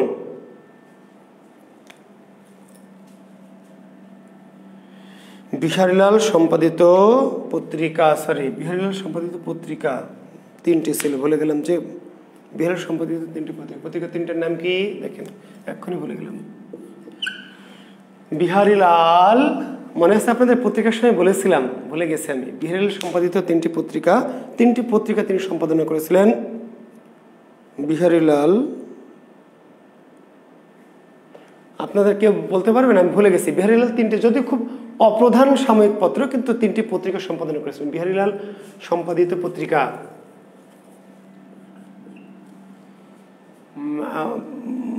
সাহিত্য সংক্রান্ত, অবোধ বন্ধু, ঠিক আছে, গুড, থ্যাংক ইউ। দেখছেন, অবোধ বন্ধু পূর্ণিমা, জি অবোধ বন্ধু পূর্ণিমা সাহিত্য সংক্রান্তি। জি, বিহারীলাল সম্পাদিত 3টি পত্রিকা ছিল অবোধ বন্ধু, পূর্ণিমা, সাহিত্য সংক্রান্তি। জি, 1894 সালে বিহারীলাল মারা যান। 1894 সালে মারা যান। জি, তো বিহারীলাল নিয়ে আমাদের খুব বেশি কিছু পড়ার নেই। রিটেনে যারা তার শুধু ওই তথ্যটি মনে রাখবেন, বিহারীলালকে কেন ভোরের পাখি বলা হয়, আর প্রিলিমিনারি থেকে প্রশ্ন হবে ভোরের পাখি কার উপাধি, বিহারীলাল উপাধি কি, জন্ম মৃত্যু সাল, উপাধিটা কে দিয়েছিল। জি, আর গ্রন্থগুলির নাম মনে রাখবেন। খুব বড় মানের কবি নয়, তারপরেও যেহেতু রবীন্দ্রনাথের গুরু, কাজে তার নামটা জরুরি। আমাদের আজকের শেষ কবি, জি, জীবনানন্দ দাশ। অত্যন্ত গুরুত্বপূর্ণ। জি, অত্যন্ত গুরুত্বপূর্ণ আমাদের এই কবি। বিসিএস সহ বাংলাদেশে যত রকম পরীক্ষা হয়, জি, অতি গুরুত্বপূর্ণ কবি জীবনানন্দ দাশ। জি, লিখে ফেলেন।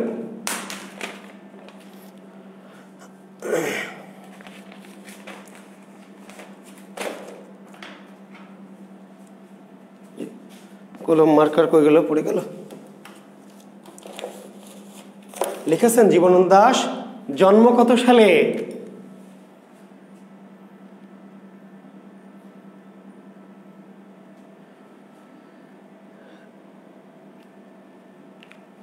আচ্ছা, কাদম্বরী দেবী হচ্ছে, বলেছে খুব ডিটেলস বলার কিছু নয়। কাদম্বরী দেবী হচ্ছে রবীন্দ্রনাথের ভাবি, বড় ভাবি আর কি। জি, যাকে আপনারা বৌদি বলেন।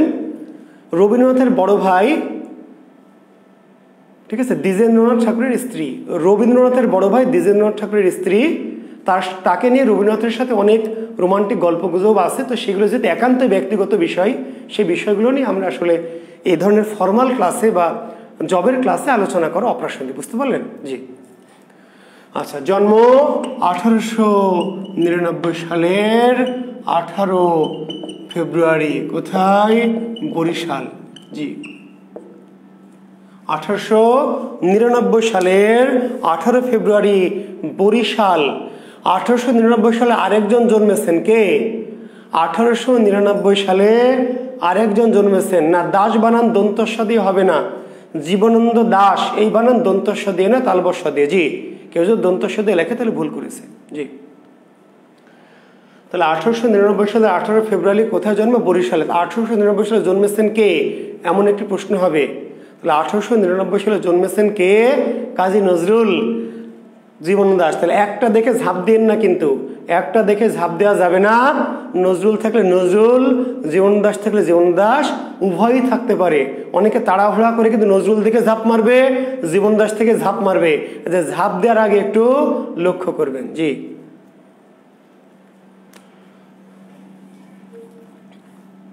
তাহলে জীবনানন্দ দাশ 1899 সালের 18 ফেব্রুয়ারি বরিশালে জন্মগ্রহণ করেছেন।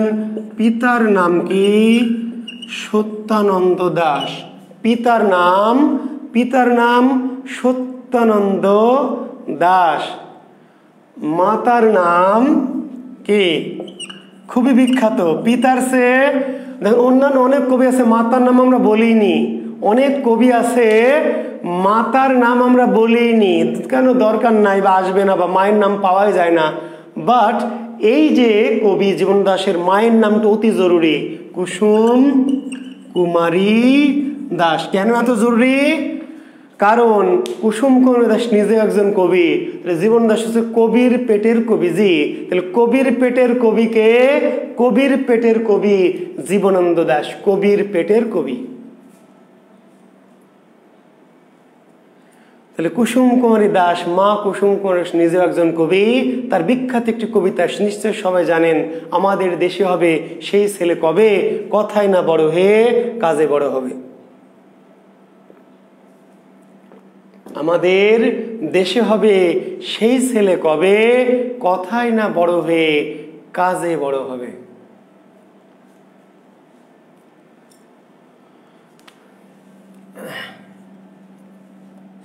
আচ্ছা, 18 ফেব্রুয়ারি আমার কাছে তথ্য আছে। জি, আর যদি 17 ফেব্রুয়ারি দেখব। তারিখটা নিয়ে এদের বিভ্রান্ত হচ্ছে কেন? কারণ ওই যে বাংলা, সে সময় জন্ম তারিখগুলো ছিল মূলত বাংলা। তো বাংলা তারিখটাকে এখন ঠিক করার জন্য আবার অনেকে বিভ্রাটটা ঘটাচ্ছে। আসলে আগের যুগের যে মানুষের জন্ম ছিল সেগুলো ইংরেজি তারিখ কেউ জানতো না, তারিখ ছিল বাংলা। এই বাংলা তারিখ থেকে পরবর্তীতে ইংরেজি করা হয়েছে। এইটা নিয়ে ইদানিং এক ধরনের বিভ্রাট সৃষ্টি হয়েছে। তারপরে আপনার আরও একটু নিশ্চিত হতে চাইলে আমি আরও অথেন্টিক তথ্য, আমার জানা মতো 18 ফেব্রুয়ারি। জি ওকে। তো তাহলে কুসুমকুমারী দাসের সে বিখ্যাত লাইন, সে কবির পেটের কবি। জীবনানন্দ দাশ কার কাছ থেকে কবিতা লেখার প্রেরণা পেয়েছিলেন? জীবনানন্দ দাশ কার কাছ থেকে কবিতা লেখার প্রেরণা পেয়েছিলেন? জীবনানন্দ দাশকে কবিতা লেখার উৎসাহ দিতেন কে? কার অনুপ্রেরণায়, কার উৎসাহে, কার আদর্শে জীবন দাস কবিতা রচনায় ব্রতী হয়েছিলেন? মা কুসুম কুমারী দাস। মনে রাখবেন। জি, কুসুম কুমারের বিখ্যাত কবিতা আদর্শ ছেলে আমাদের দেশে হবে, সেই ছেলে কবে কথায় না বড় হয়ে কাজে বড় হবে। তো জীবনানন্দ দাশের পেশা কি ছিল? অধ্যাপনা। জীবনানন্দ দাশের পেশা ছিল কি? অধ্যাপনা। জি, জীবনানন্দ দাশ ছিলেন ইংরেজি সাহিত্যের অধ্যাপক। একটু লিখে রাখতে পারেন, জীবনানন্দ দাশ ছিলেন ইংরেজি সাহিত্যের অধ্যাপক। ইংরেজি সাহিত্যের অধ্যাপক। জি, কলকাতা বিশ্ববিদ্যালয় থেকে ইংরেজি সাহিত্যে স্নাতকোত্তর। কলকাতা বিশ্ববিদ্যালয় থেকে জীবনানন্দ দাশ ইংরেজি সাহিত্যে MA করেছিলেন। MA। জি, কলকাতা বিশ্ববিদ্যালয় থেকে ইংরেজি সাহিত্যে MA পাশ করে জি বরিশালের ব্রজমোহন কলেজ, BM কলেজ, বরিশালের ব্রজমোহন বা BM কলেজ এখন আছে, সেই কলেজের আছেন নাকি ছাত্র? জি, বিখ্যাত কবি জীবনানন্দ দাশ বরিশালের ব্রজমোহন কলেজে কি শিক্ষকতা করতেন, ইংরেজি সাহিত্যের অধ্যাপক ছিলেন।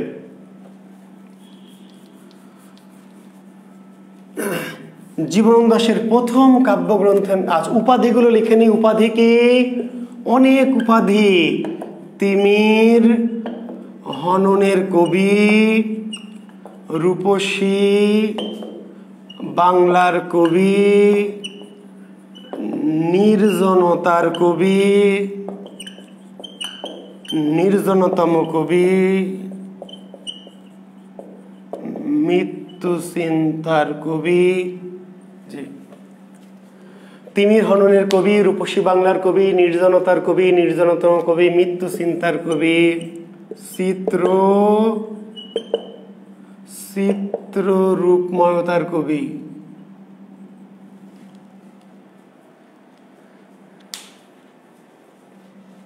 তিমির হননের কবি, রূপসী বাংলার কবি, নির্জনতার কবি, নির্জনতম কবি, মৃত্যু চিন্তার কবি, চিত্র রূপময়তার কবি, শুদ্ধতম কবি। শুদ্ধতম কবি।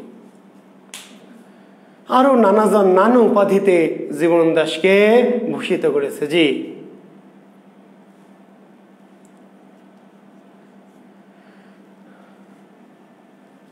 আর জীবনানন্দ দাশের সাথে কোন নদীর স্মৃতি জড়িত আছে? তাহলে বলুন ধানসিঁড়ি নদী। জি, জীবনানন্দ দাশের সাথে কোন নদীর স্মৃতি জড়িয়ে আছে? ধানসিঁড়ি নদীর স্মৃতি। শুদ্ধতম কবি জীবনানন্দ দাশ, শুদ্ধতম কবি। চিত্র রূপময়তার কবি কে বলেছেন? রবীন্দ্রনাথ। চিত্র রূপময়তার কবি কে বলেছেন জীবনানন্দ দাশকে? রবীন্দ্রনাথ। নির্জনতম কবি কে বলেছেন? বুদ্ধদেব বসু। লিখে নেন, নির্জনতম কবি কে বলেছেন? বুদ্ধদেব বসু। চিত্র রূপময়তার কবি কে বলেছেন? রবীন্দ্রনাথ ঠাকুর। জি,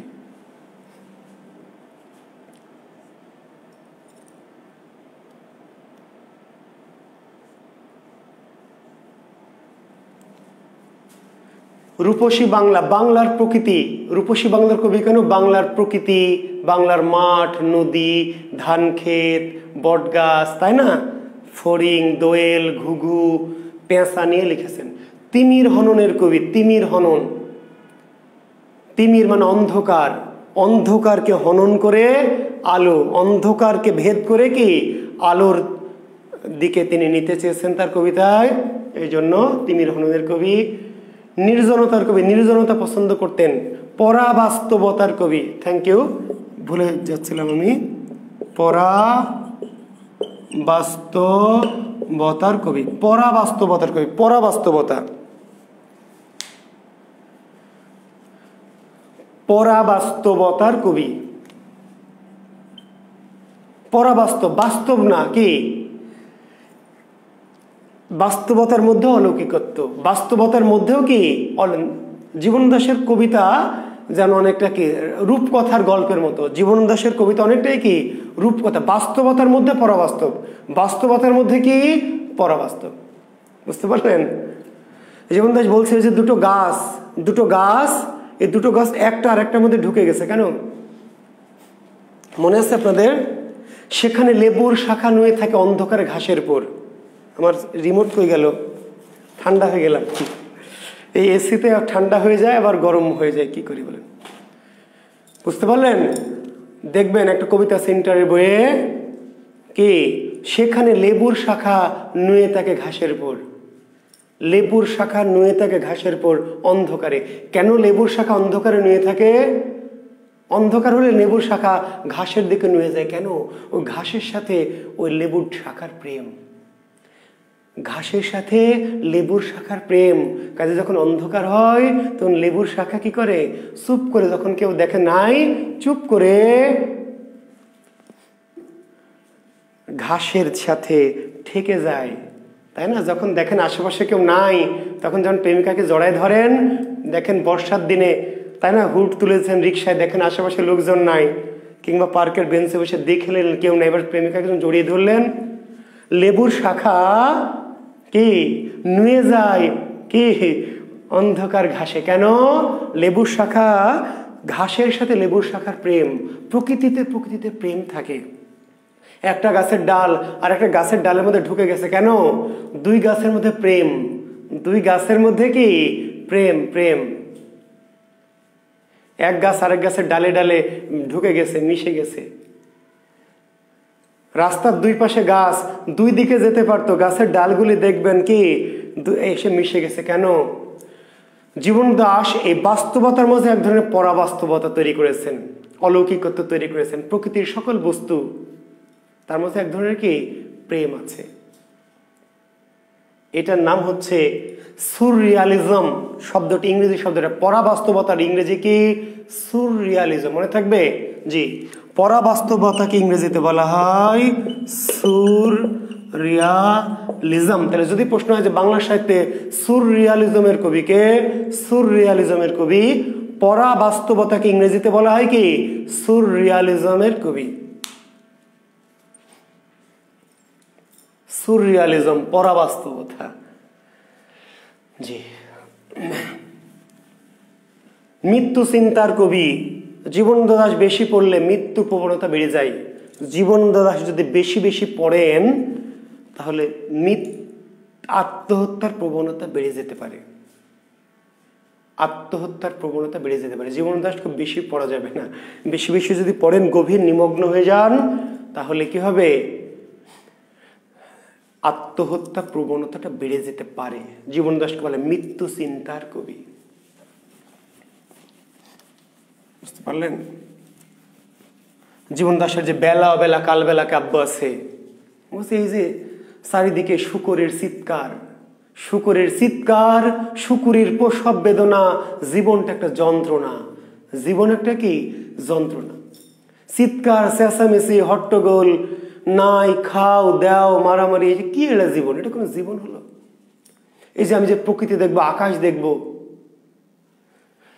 বলছে হ্যাঁ, পৌষের রাতে হিম হয়ে শুয়ে রব, পৌষের রাতে হিম হয়ে শুয়ে রব অন্ধকারে, কোনোদিন জাগবো না আর, কোনোদিন জাগবো না আমি।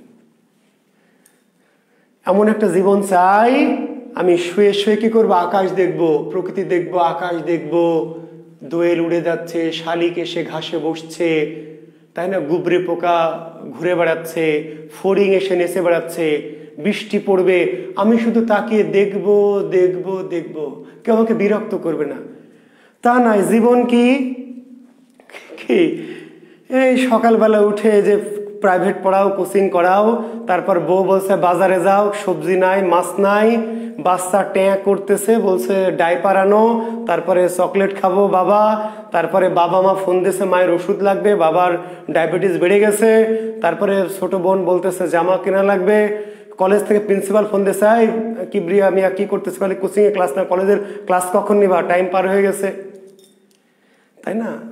এই যে জীবনের যে যন্ত্রণা, জীবনদাসে বিরক্ত হতেন যে ধর এগুলো কিসের জীবন। পৌষের রাতে হিম হয়ে শুয়ে রব, কোনোদিন জাগবো না, কোনোদিন ডাকবে না কেউ, আর কোনোদিন জাগবো না, আমি জাগবো না, কেউ ডাকবেও না। কেউ ডাকবে? পৌষের রাতে যখন হিম হয়ে শুয়ে থাকবেন মাঠে ঘাসে, ঘাসের মাঝে ঘাস হয়ে শুয়ে থাকবে, ঘাসের মাঝে ঘাস হয়ে শুয়ে থাকবো, কোনোদিন জাগবো না, আর কোনোদিন আর কেউ ডাকবে না। কেউ লীন হয়ে যেতে চেয়েছেন, প্রকৃতির সাথে মিশে যেতে চেয়েছেন।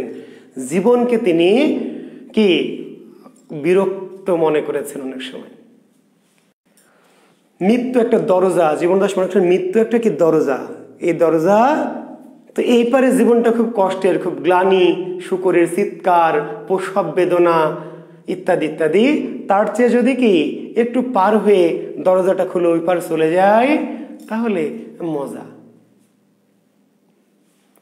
ওই পারে কোনো যন্ত্রণা নাই।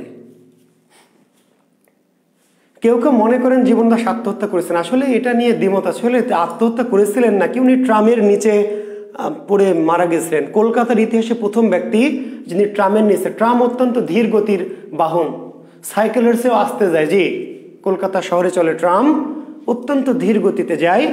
সাধারণত ট্রামের নিচে পড়ে কেউ মারা যায় না। জি, কলকাতার ইতিহাসে প্রথম ট্রাম দুর্ঘটনায় মারা গেছেন জীবনানন্দ দাশ। ধারণা করা হয়, কেউ কেউ বলেন যে না, তিনি আপন ভোলা, আত্মভোলা ছিলেন, হয়তো কবে হাঁটছিলেন, অন্য কিছু খেয়াল করছিলেন, করতে করতে ট্রামের নিচে ঢুকে পড়েছেন। আর কেউ কেউ মনে করলেন যে তিনি আসলে এই যন্ত্রণাময় জীবন থেকে মুক্তি চেয়েছিলেন, ফলে তিনি এবং জীবনদাসের জীবন অত্যন্ত অভাব অনটন ছিল। যদিও শিক্ষকতা করতেন, কিন্তু এখনকার যুগে শিক্ষকদের মতো ওই যুগে শিক্ষকদের তো আর্থিক সচ্ছলতা ছিল না। টাকা পয়সা যা পেতেন বই পুস্তক বের করে টাকা নষ্ট করতেন, কিন্তু সেইগুলো বই পুস্তক আর বের হতো না, বুঝতে পারলেন? প্রকাশিত হতো, বের হতো, কিন্তু বিক্রি হতো না। জীবনদাসের বই বিক্রি হতো না। কে পড়বে সব কবিতা আন্দাজে? বলছে, 1000 বছর ধরে আমি পথ হাঁটতেছি পৃথিবীর পথে, 1000 বছর ধরে আমি পথ হাঁটিতেছি পৃথিবীর পথে, সিংহল সমুদ্র থেকে নিশীথের অন্ধকার মালয় সাগরে। তো বলছে, পাগল নাকি এই লোকটা? 1000 বছর ধরে আমি পথ হাঁটিতেছি পৃথিবীর পথে। 1000 বছর ধরে কোনো মানুষ কি হাঁটতে পারে? বিম্বিসার অশোকের ধূসর জগতে সেখানে ছিলাম আমি ক্লান্ত প্রাণ এক, চারিদিকে জীবনের সমুদ্র সফেন, আমারে দুদণ্ড শান্তি দিয়েছিল নাটোরের বনলতা সেন। চুল তার কবেকার অন্ধকার বিদিশার নিশা, মুখ তার শ্রাবস্তির কারুকার্য, অতি দূর সমুদ্রের পর হাল ভেঙে যে নাবিক হারাইছে দিশা। সবুজ ঘাসের দেশ যখন সে চোখে দেখে দারুচিনি দ্বীপের ভেতর, তেমনি দেখেছি তারে অন্ধকারে। বুঝতে পেরেছেন? আচ্ছা, এখন 1000 বছর ধরে আমি পথ হাঁটতেছি পৃথিবীর পথ। এখন বোঝান আমাকে যে একজন মানুষ কি 1000 বছর ধরে পথ হাঁটতে পারে? একজন মানুষ কি 1000 বছর ধরে পথ হাঁটতে পারে? এটি তো সুররিয়ালিজম, এটি সুররিয়ালিজম। আপনি তো এখন হাঁটছেন, তাই না? আপনি যখন ছিলেন না তখন কি হাঁটেননি? আপনি যখন জন্মাননি তখনও হেঁটেছেন। আপনি যখন জন্মাননি তখন আপনি পিতার মধ্যে ছিলেন না? আপনি ক্রোমোজোম থেকে হয়েছেন, তো পিতার মধ্যে তো ছিলেন, পিতার ক্রোমোজোমে ছিলেন। তাহলে পিতা যখন হেঁটেছে আপনি হাঁটেননি? পিতা যখন হেঁটেছে আপনি হেঁটেছেন। আপনার পিতা যখন হয়নি, আপনার পিতা কার মধ্যে ছিল? তার পিতার ক্রোমোজোমে ছিল। তার পিতা আপনার দাদা যখন হেঁটেছে আপনিও তখন হেঁটেছেন। এইভাবে একজন মানুষ চেতনার মধ্য দিয়ে, অস্তিত্বের মধ্যে 1000 বছর ধরে হাঁটে। বুঝতে পারলেন? আপনি যখন ছিলেন না, আসলে কোথায় ছিলেন? পিতার মধ্যে। পিতা আবার কার মধ্যে ছিল? তার পিতার মধ্যে। তার পিতা কার মধ্যে ছিল? তার পিতার মধ্যে। ওই যে আপনার পদ্দাদা সদ্দাদা যখন হেঁটেছে, তখন তার মধ্যে আসলে কি আপনিও হেঁটেছেন। আপনি ধর্মের কথায় যদি আসেন, এটা তো বিজ্ঞানের কথা, তাহলে পৃথিবীর সকল আত্মার বয়স এক, জানেন তো? স্রষ্টা পৃথিবীর সকল আত্মা সৃষ্টি করেছে কি একই দিনে। তার মানে আপনি আর আমি তো একদম সেম টু সেম বয়সের দিক থেকে। জি, আত্মার বয়স, শরীরের তো কোনো বয়স নাই, বয়স তো আত্মার। জি, আপনার বাচ্চা এত স্ত্রীর পাকা কেন, আমার বাচ্চা এত স্ত্রীর পাকা কেন? আসলে ও তো আমার চেয়ে ছোট না, ওর আর আমার বয়স কি একই। আপনার যে ছোট বোন আপনার মতো পাকা না, আপনার চেয়েও পাকা। আপনার বাড়ি যে ছোট বাচ্চাটা ভাইয়ের বা বোনের, সে আপনার চেয়ে স্ত্রী পাকা কেন? আপনি কি তাকে ছোট ভাবছেন? সে তো দেহে ছোট, কিন্তু আত্মার বয়স কি এক। পটভূমি নাই মণিশঙ্কর, যেটুকু জানো সব সব বিকৃত, সব মিথ্যা, সব ভণ্ডামি, কোনো পটভূমি নাই। বনলতা সেন নামে কেউ আসলে ছিল না, কবি কল্পনা করে, সবই কবির কল্পনা। কোনো ঐতিহাসিক পটভূমি নাই, কোনো ব্যক্তিগত পটভূমি নাই। কবি নিজের মনের মাধুরী মিশিয়ে একটা বনলতা সেন বানিয়েছেন। তুমি রাজশাহীর একটা মেয়েকে নিয়ে কবিতা লিখলে, আসলে রাজশাহীর এই নামে কোনো মেয়ে নাই। হ্যাঁ, নাটোরের কেউ থাকতেও পারে কবিতা, সে বনলতা সেনই যে হবে, সেই মেয়েটা যে নাটোরের এমন না। আসলে এটা নিয়ে মানুষ কল্পনা করে নাটোর বানিয়েছে, বনলতা সেন বানিয়েছে, এগুলো এটা কবির এক ধরনের কি ইমাজিনেশন।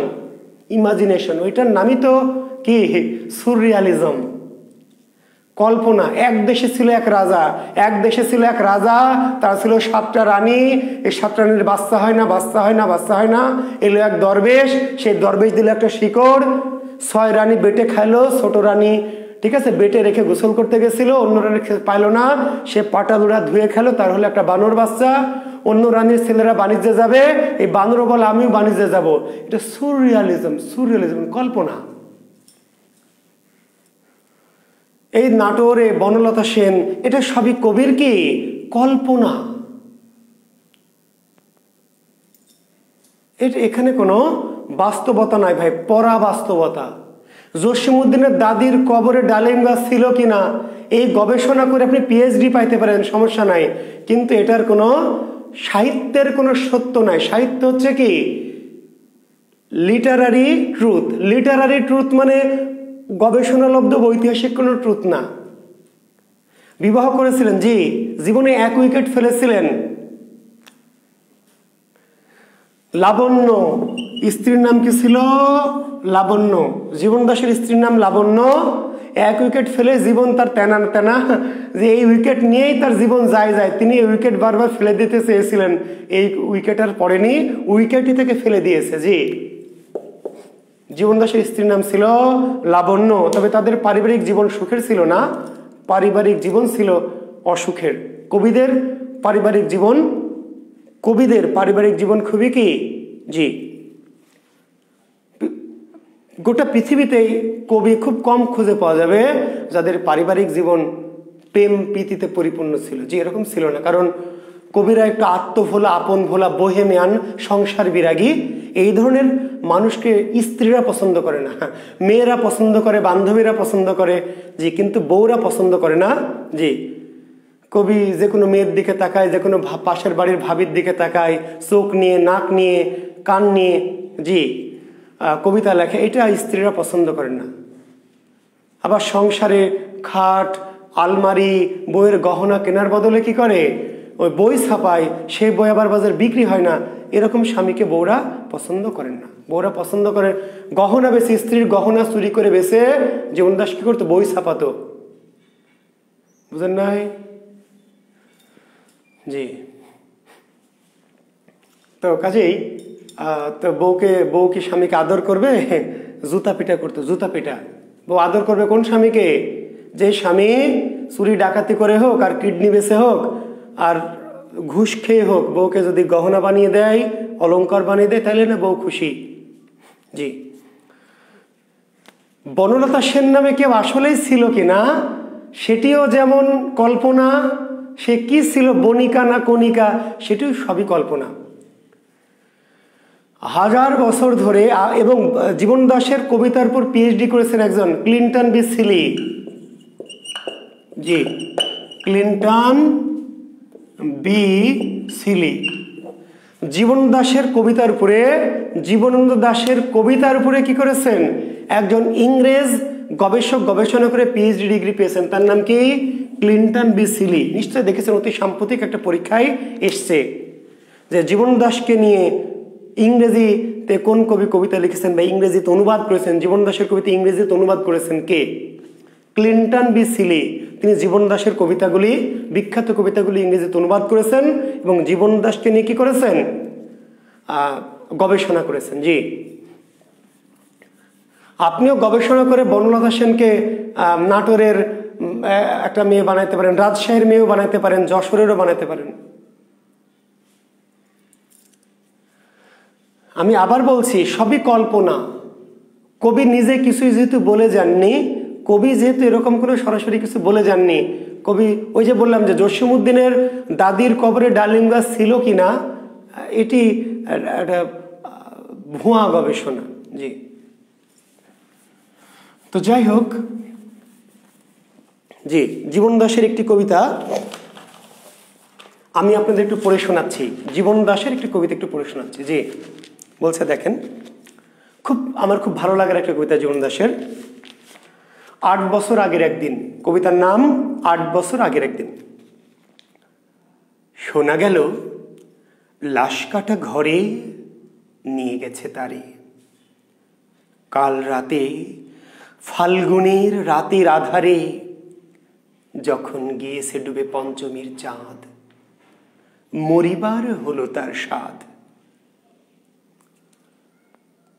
বধূ শুয়েছিল পাশে, শিশুটিও ছিল, ঘুম ছিল জ্যোৎস্নায়, তবু সে দেখিল কোন ভূত, ঘুম কেন ভেঙে গেল তার, অথবা হয়নি ঘুম বহুকাল,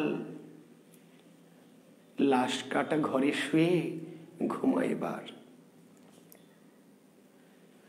জানি, তবু জানি, নারীর হৃদয় প্রেম গৃহ শিশু নয় সবখানি, অর্থ নয়, কীর্তি নয়, আরো এক বিপন্ন বিস্ময় আমাদের অন্তর্গত রক্তের ভিতর খেলা করে, আমাদের ক্লান্ত ক্লান্ত করে।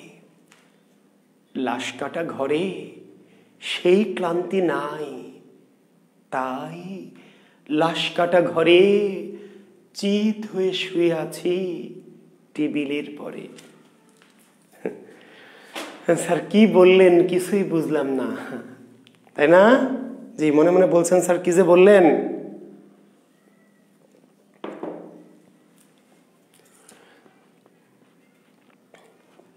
বধূ শুয়েছিল পাশে, বধূ শুয়েছিল পাশে, শিশুটিও ছিল।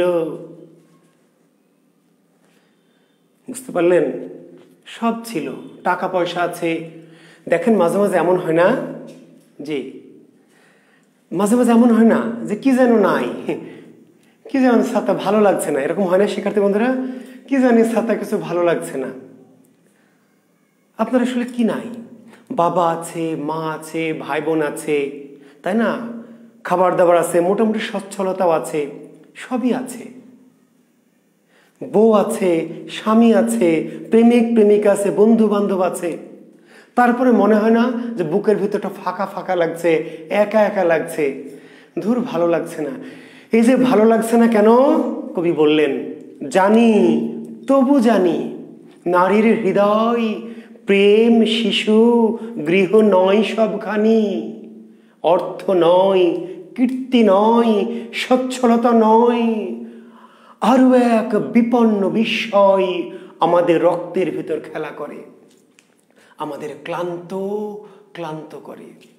সব আছে, কীর্তি আছে, সচ্ছলতা আছে, স্ত্রী আছে, সন্তান আছে, বাবা মা আছে, প্রভাব প্রতিপত্তি আছে, তবুও মাঝে মাঝে নিজেকে একা মনে হয়, ফাঁকা মনে হয়, কেউ নেই, কিচ্ছু নেই মনে হয়, বুকের মধ্যে হু হু করে, অস্থির লাগে, হঠাৎ করে রাতে ঘুম ভেঙে যায়। একটা বিপন্ন বিস্ময় আমাদের অন্তর্গত রক্তের ভিতর খেলা করে। এরপর কবি বললেন, লাশ কাটা ঘরে, লাশ কাটা ঘরে সেই ক্লান্তি নাই, তাই লাশ কাটা ঘরে শীত হয়ে শুয়ে আছে টেবিলের পরে।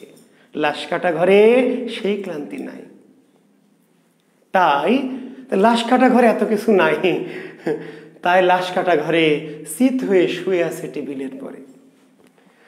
তো কবিরা যেহেতু ওই যে বললাম যে ধর্ম বিশ্বাস করেন না, কবিরা তো কি নাস্তিক, কাজেই লাশ কাটা ঘরে শুধু শীত হয়ে যে শুয়ে থাকবেন আরাম করে, তাই না? কিংবা ওই যে কবি বললেন, আমি পৌষের রাতে হিম হয়ে শুয়ে রব ঘাসে মাঠে, কোনোদিন জাগবো না। তো মাঠে ঘাসে শুয়ে শুধু আকাশ দেখবো, শুধু পাখি দেখবো, কেউ ডাকবে না, আমি জাগবো না। ধর্ম বিশ্বাস করলে কি সুযোগ আছে? আমরা মুসলমান ধর্মের হলে জানি যে আল্লাহ পাসার পর কিন্তু কি ফেরেস্তা দিয়ে বাঁশ মারবে, বেটা শুয়ে আরাম করবি, তাই না? যে ধর্ম মানলে কিন্তু এগুলো ভাবার সুযোগ নেই। যেহেতু কবিরা নাস্তিক, ধর্ম বিশ্বাস করে, কাজে ভাবলো যে মৃত্যুর পরে অসীম শান্তিময় একটা জীবনকে বিরক্ত করবে, ডিস্টার্ব করবে না, আমি শুধু শুয়ে শুয়ে কি করবো, প্রকৃতি দেখবো। জি, জীবন দাসের খুব বিখ্যাত কবিতা বনলতা সেন, জীবন দাসের খুব বিখ্যাত কবিতা আকাশ লীনা, আমি যদি হতাম বনহংস, পড়বেন কিছু কিছু বিখ্যাত কবিতা। জি, আমি যদি হতাম বনহংস, বনহংসী হতে যদি তুমি, আজ এই ফাল্গুনের রাতের আকাশে চাঁদ উঠতে দেখে, এই নিম্নভূমির জলের গন্ধ ছেড়ে তুমি আমি পথ হারাতাম, তোমার পাখনায় আমার পালক, আমার পাখনায় তোমার রক্তের স্পন্দন। বুঝতে পারলেন? খুব দারুণ কবিতা। আমি যদি হতাম বনহংস, বনহংসী হতে যদি তুমি, আজ এই ফাল্গুনে রাতের আকাশে চাঁদ উঠতে দেখে কি করতাম? এই জলাভূমির গন্ধ ছেড়ে অনেক দূরে হারিয়ে যেতাম।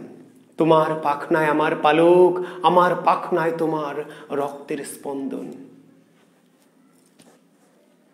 তোমার পাখনায় আমার পালক, আমার পাখনায় তোমার রক্তের স্পন্দন। এন্টি রোমান্টিক কবি জীবন দাস, এন্টি রোমান্টিক। এরকম আকাশে চাঁদ উঠতে দেখে আর কি দুজন আলাদা থাকা যাবে? দুজন আমরা মিলেমিশে একাকার হয়ে যাব। তোমার পাখনায় আমার পালক, আমার পাখনায় তোমার রক্তের স্পন্দন।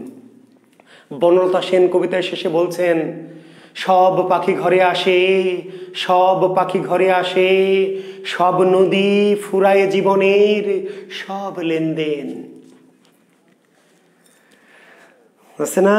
জি, চুল তার কবেকার অন্ধকার বিদিশার নেশা, মুখ তার শ্রাবস্তির কারুকার্য, অতি দূর সমুদ্রের পর হাল ভেঙে যে নাবিক হারাইছে দিশা, সবুজ ঘাসের দেশ যখন সে চোখে দেখে দারুচিনি দ্বীপের ভেতর, তেমনি দেখেছি তার অন্ধকারে।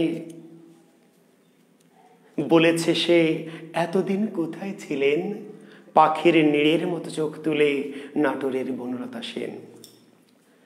সমস্ত দিনের শেষে শিশিরের শব্দের মতন সন্ধ্যা আসে, ডানার রৌদ্রের গন্ধ মুছে ফেলে চিল। পৃথিবীর সব রং নিভে গেলে পাণ্ডুলিপি করে আয়োজন, তখন গল্পের তরে জোনাকির রঙে ঝিলমিল।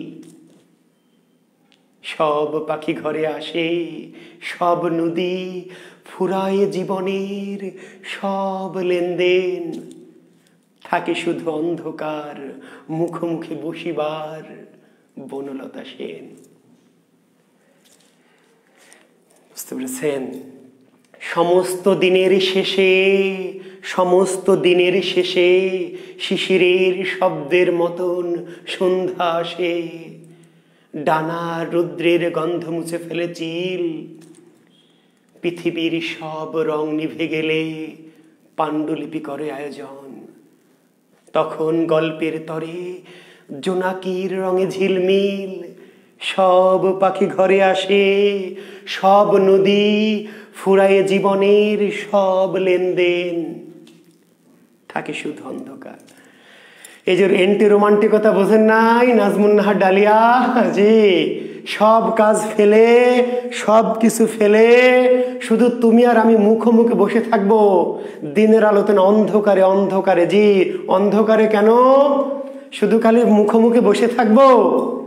অন্ধকারে বসে থাকবো মুখোমুখি। জি, তোমার পাখনায় আমার পালক, আমার পাখনায় তোমার রক্তের স্পন্দন। অন্ধকারে যখন সব নদী, জীবনের সব নদী ঘরে ফিরে আসবে, পাখিরা ঘরে আসবে, সবাই সব কাজ কর্মক্লান্ত হয়ে সন্ধ্যার অন্ধকার হবে, সবাই যার যার মতো নিজস্ব কাজে ব্যস্ত হয়ে পড়বে। এরপরে তুমি আর আমি অন্ধকারে মুখোমুখি বসে থাকবো। শুধু মুখোমুখি বসে থাকবো না, অন্ধকারে যখন দুজন মুখোমুখি বসে থাকবেন, আলোয় যদি বসে থাকেন তাহলে তো লোকলজ্জা, চক্ষু লজ্জা কেউ দেখবে। অন্ধকারে যখন দুজন বসে থাকবেন তখন কি হবে? বসে থাকিয়ে দেখেন, জি অন্ধকারে যখন বসে থাকবেন দুজন মুখোমুখি, তখন কি হয়? বসে দেখেন। জি, অ্যান্টি রোমান্টিসিজম এজন্য অন্ধকারে। জি, ওই যে বৈষ্ণব পদাবলীর কবিরা বলেছে, প্রতি অঙ্গ লাগি কান্দে, প্রতি অঙ্গ লাগি কান্দে, প্রতি অঙ্গ মোর হিয়ার পরশ লাগি, হিয়া মোর কান্দে, পরাণ প্রীতি লাগি, থির নাহি বান্দে। বুঝতে পেরেছেন? জি, তো এই হচ্ছে আমাদের অ্যান্টি রোমান্টিসিজম। জীবন দাসের বিখ্যাত কবিতা হাই চিল পড়বেন। হাই চিল, সোনালি ডানার চিল, এই ভিজে মেঘের দুপুরে তুমি আর কেঁদে কেঁদে উড়ো না কো ধান সিঁড়িটির তীরে, তোমার কান্নার শব্দে তার বেতের ফলের মতো তার ম্লান চোখ মনে আসে। পৃথিবীর রাঙা রাজকন্যাদের মতো সে যে হাই রূপ নিয়ে চলে গেছে দূরে, কেন আবার তাহারে ডেকে আনো? কে হায় হৃদয় খুঁড়ে বেদনা জাগাতে ভালোবাসে? কে হাই হৃদয় খুঁড়ে? হাই চিল, সোনালি ডানার চিল, এ ভিজে মেঘের দুপুরে তুমি আর কেঁদে কেঁদে উড়ো না কো ধান সিঁড়িটির তীরে, তোমার কান্নার শব্দে বেতের ফলের মতো তার ম্লান চোখ মনে আসে। পৃথিবীর রাঙা রাজকন্যাদের ভিড়ে সে যে হায় চলে গেছে রূপ নিয়ে দূরে, কেন আবার তাহারে ডেকে আনো? কে হাই হৃদয় খুঁড়ে বেদনা জাগাতে ভালোবাসে। হাই চিল খুব বিখ্যাত কবিতা। জীবন দাসের খুব বিখ্যাত আকাশ লীনা পড়বেন। আকাশ লীনা, বুঝতে পেরেছেন? সুরঞ্জনা ওইখানে যেও না কো তুমি, বলো না কো কথা ওই যুবকের সাথে, নক্ষত্রের রূপালী আগুন ভরা রাতে ফিরে এসো সুরঞ্জনা, ফিরে এসো মাঠে ঢেউয়ে, ফিরে এসো হৃদয়ে আমার, দূর থেকে দূরে, আরো দূরে যুবকের সাথে তুমি যেও না কো আর। কি কথা তাহার সাথে তার সাথে? সুরঞ্জনা,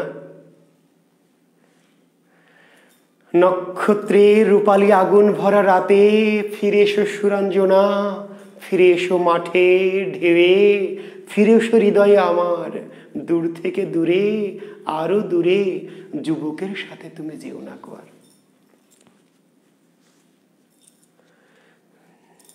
হ্যাঁ, ফাইন ফয়সাল, অঙ্ক মিলে না তো। জি, আপনি যাকে রোমান্টিকতা মনে করছেন সেটি অ্যান্টি রোমান্টিকতা, ভাই জানেন তো অঙ্ক মিলে না। আপনি হয় আমার ওই প্রথম দিকের ক্লাসের অঙ্ক ভুলে গেছেন, নিজের মতো অঙ্ক তৈরি করছেন। ফাইন ফয়সাল, হয় আপনি আমার সাহিত্যের প্রথম দিকের যে ক্লাস রোমান্টিক অ্যান্টি রোমান্টিকের যে আলোচনা সেগুলো ভুলে গেছেন নিজের মতো। আপনি যাকে রোমান্টিকতা ভাবছেন সেটি রোমান্টিকতা না, আসলে অ্যান্টি রোমান্টিকতা। জি, সেই জন্য আপনার অঙ্ক মিলে না। তো যাই হোক, জীবন দাস নিয়ে অনেক কথা বলার আছে। একটা ক্লাস না, 2-4টি ক্লাস শুধু জীবন দাসকে নিয়েই কি আমরা নিতে পারি। জি, তাহলে কয়টা ক্লাস নেব? আর হয়তো 3-4টা 5টা, জি সর্বোচ্চ। জি, পরীক্ষা নিব বলে দিচ্ছি। আগামী আজকে হচ্ছে শনিবার, সোমবারে পরীক্ষা দিবেন কি? জি, সোমবারে পরীক্ষা দেন। পরের যে কয়জন লেখক পড়লাম তাহলে সোমবারে অথবা বুধবারে। জি, কারা কারা পরীক্ষা দিবেন? বুদ্ধিজীবী লেখক, বুদ্ধিজীবী লেখক। তারপরে আমরা গত কয়েকদিন যে পিএসসি যে কয়জন লেখক পড়ালাম, আজকে পর্যন্ত যা পড়ালাম, জসিমউদ্দিনের পর থেকে আজকে পর্যন্ত যা পড়ালাম, জি তার পরীক্ষা সোমবার অথবা বুধবারে। জি আচ্ছা বুধবারে, জি থ্যাংক ইউ, একদিন একটু সময় নেন, বুধবারে। তাহলে জসীমউদ্দিনের পর থেকে যে লেখকগুলি আজকের দিন পর্যন্ত পড়লাম, যদিও সোমবারে আমরা পড়াবো, তো সোমবারের লেখকগুলির পরীক্ষা বুধবারে নিব না, মনে থাকবে। সোমবারে আমরা যথারীতি ক্লাস নিব, কিন্তু বুধবারে যে পরীক্ষাটা হবে সেটা কোন লেখকদের উপরে? জসীমউদ্দিনের পর থেকে আজকে পর্যন্ত যে লেখকগুলি পড়ালাম সেই লেখকগুলির উপর বুধবার পরীক্ষা। ঠিক আছে, ওকে। তো শুভকামনা শিক্ষার্থী বন্ধুরা। আর বলে নিই যে 1954 সালে ট্রাম দুর্ঘটনায় জীবনদাস মারা যান। 1954 সালে ট্রাম দুর্ঘটনায় জীবনদাস কি মারা যান। আব্দুল্লাহ খান, গ্রামার শুরু হবে, আমি তো বলেইছি যে ঈদের পরপরই শুরু করব। এর মধ্যে যদি জাকির বিসিএস আমার সাথে যোগাযোগ করে, আমি বলে রেখেছি, তারা যদি যোগাযোগ করে তাহলে তো জাকির বিসিএস এর মাধ্যমেই করাবো। আমি জানি না জাকির বিসিএস আমার সাথে এর মধ্যে আর যোগাযোগ করেনি। ওদের সাথে কথা হয়েছিল যে আমার 15 তারিখের দিক থেকে আমরা নোটিশ দিব। আজকে তো 10 তারিখ, 15 তারিখ থেকে নোটিশ একটা যাওয়ার কথা। নোটিশ যাবে আশা করছি ঈদের আগেই। ঈদের পর থেকে আমরা ব্যাকরণ কোর্স করাবো। নোটিশ একটা জাকির বিসিএস এর পেজ বা আমার গ্রুপে বা এই গ্রুপগুলোতে পেয়ে যাবেন। আর জাকির বিসিএস যদি না করাতে চাই সেই ক্ষেত্রে আমাকে তো বিকল্পভাবে করাতে হবে, বিকল্পভাবে। জি, জাকির বিসিএস যদি না করাতে চাই বা উৎসাহ না দেখায় কোনো কারণে, তাহলে হয়তো আমাকে বিকল্পভাবে করতে হবে। সেক্ষেত্রে আপনারা আমার গ্রুপে চোখ রাখবেন, যে আমার যে গ্রুপ জুয়েল কিবরিয়া বিসিএস প্রস্তুতি, সেখানে একটু চোখ রাখবেন। আমি আশা করছি 14, 16 3 দিনের মধ্যে কোনো একদিন আপনারা আমার গ্রুপে বা জাকির বিসিএস এর নোটিশ পাবেন। ব্যাকরণ কোর্স শুরুর ব্যাপারে নোটিশ পেয়ে যাবেন। ঈদের পর থেকে আমরা শুরু করব। আর যদি না পান তাহলে আমি 17-18 তারিখের দিকে পার্সোনালি আপনাদেরকে জানাই দিব আমার গ্রুপে। জি, তো দেখা যাক। ওকে, তো ঠিক আছে শিক্ষার্থী বন্ধুরা। জি, লিখিতের জন্য শুরু করব ঈদের পরে। জি, ঈদের পরে আমি আসলে রেজাল্টের জন্য ওয়েট করছি। লিখিত ব্যাচটা আমি পার্সোনালি করাই, প্রতি বছরই করাই। লিখিত রিটেনের র্যাস আমি প্রতি বছর পার্সোনালি করাই, বাসায় সরাসরি। তো এবার যেহেতু সরাসরি করাচ্ছি না,